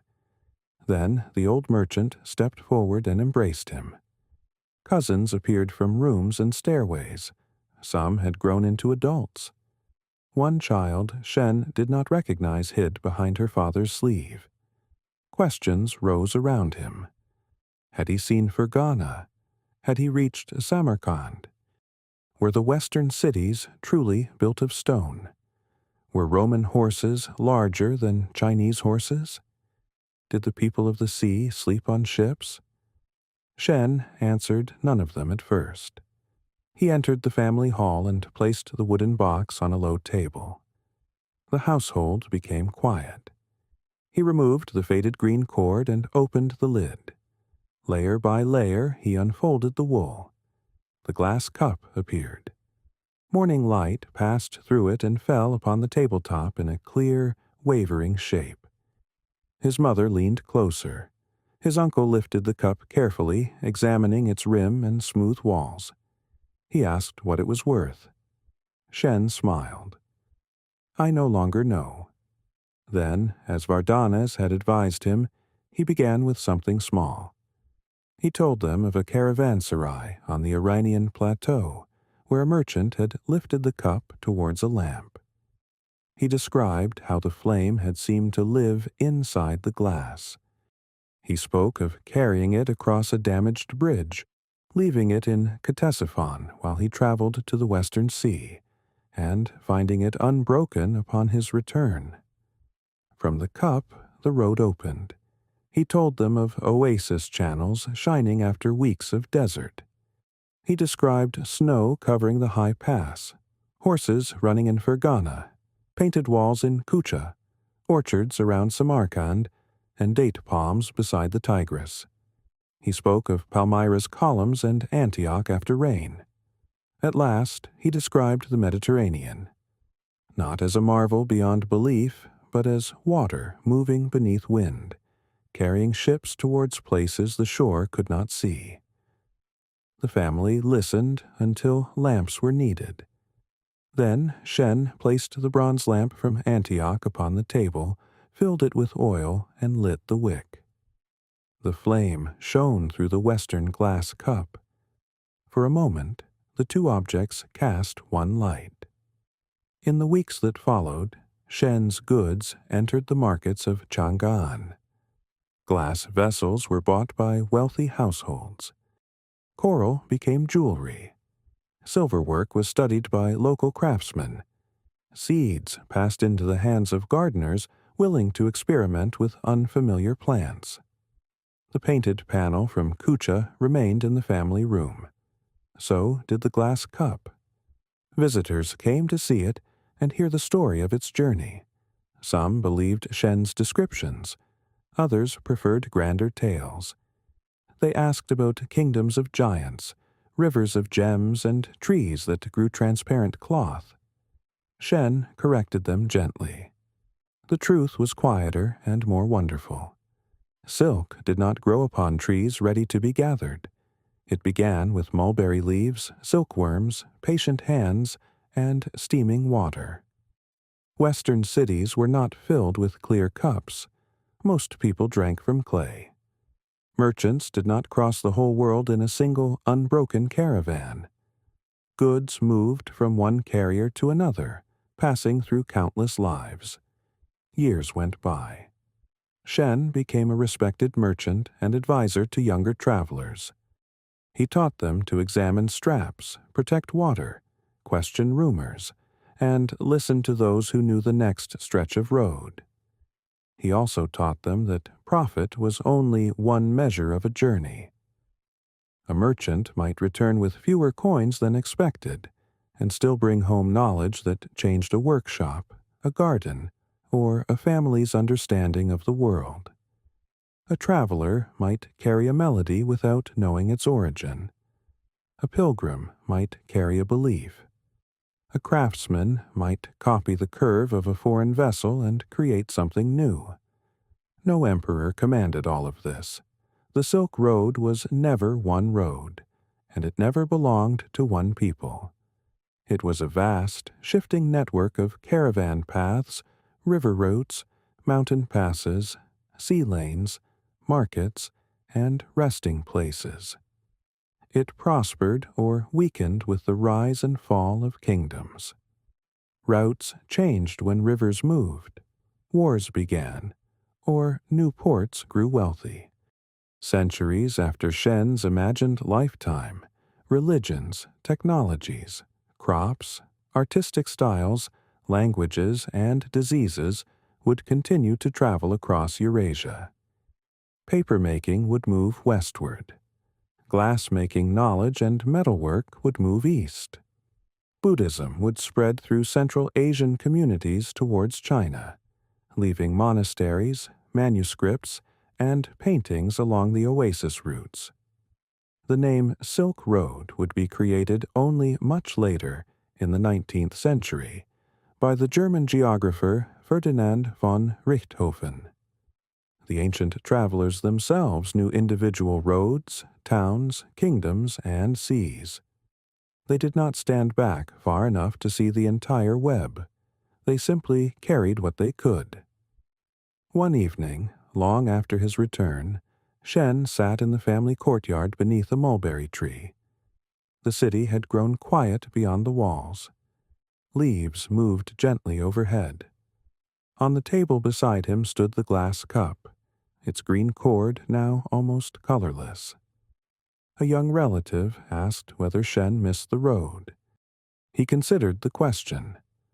The road had been cold, exhausting, uncertain, and often uncomfortable. It had taken him away from home for years. It had shown him how easily objects broke, plans failed, and people vanished from familiar places.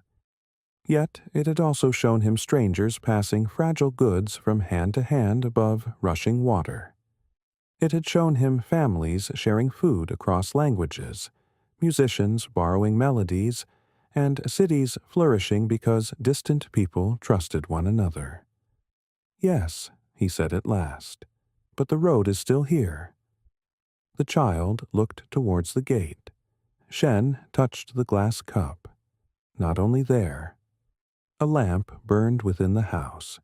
Its light entered the cup and trembled against the clear walls, just as it had in a caravanserai far to the west.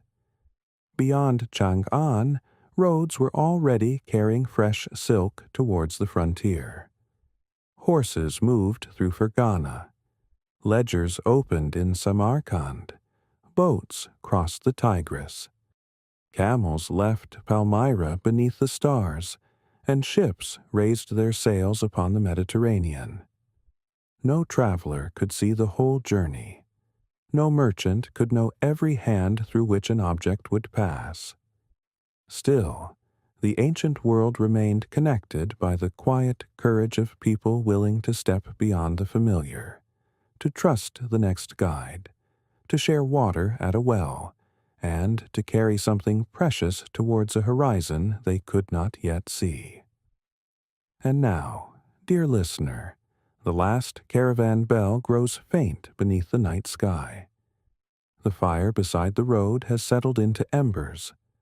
Somewhere beyond the dark, a city gate is opening for travelers arriving at dawn. Midnight Cat curls quietly near the end of the road, while silk, glass, stories, and dreams continue their gentle journey through the sleeping ancient world.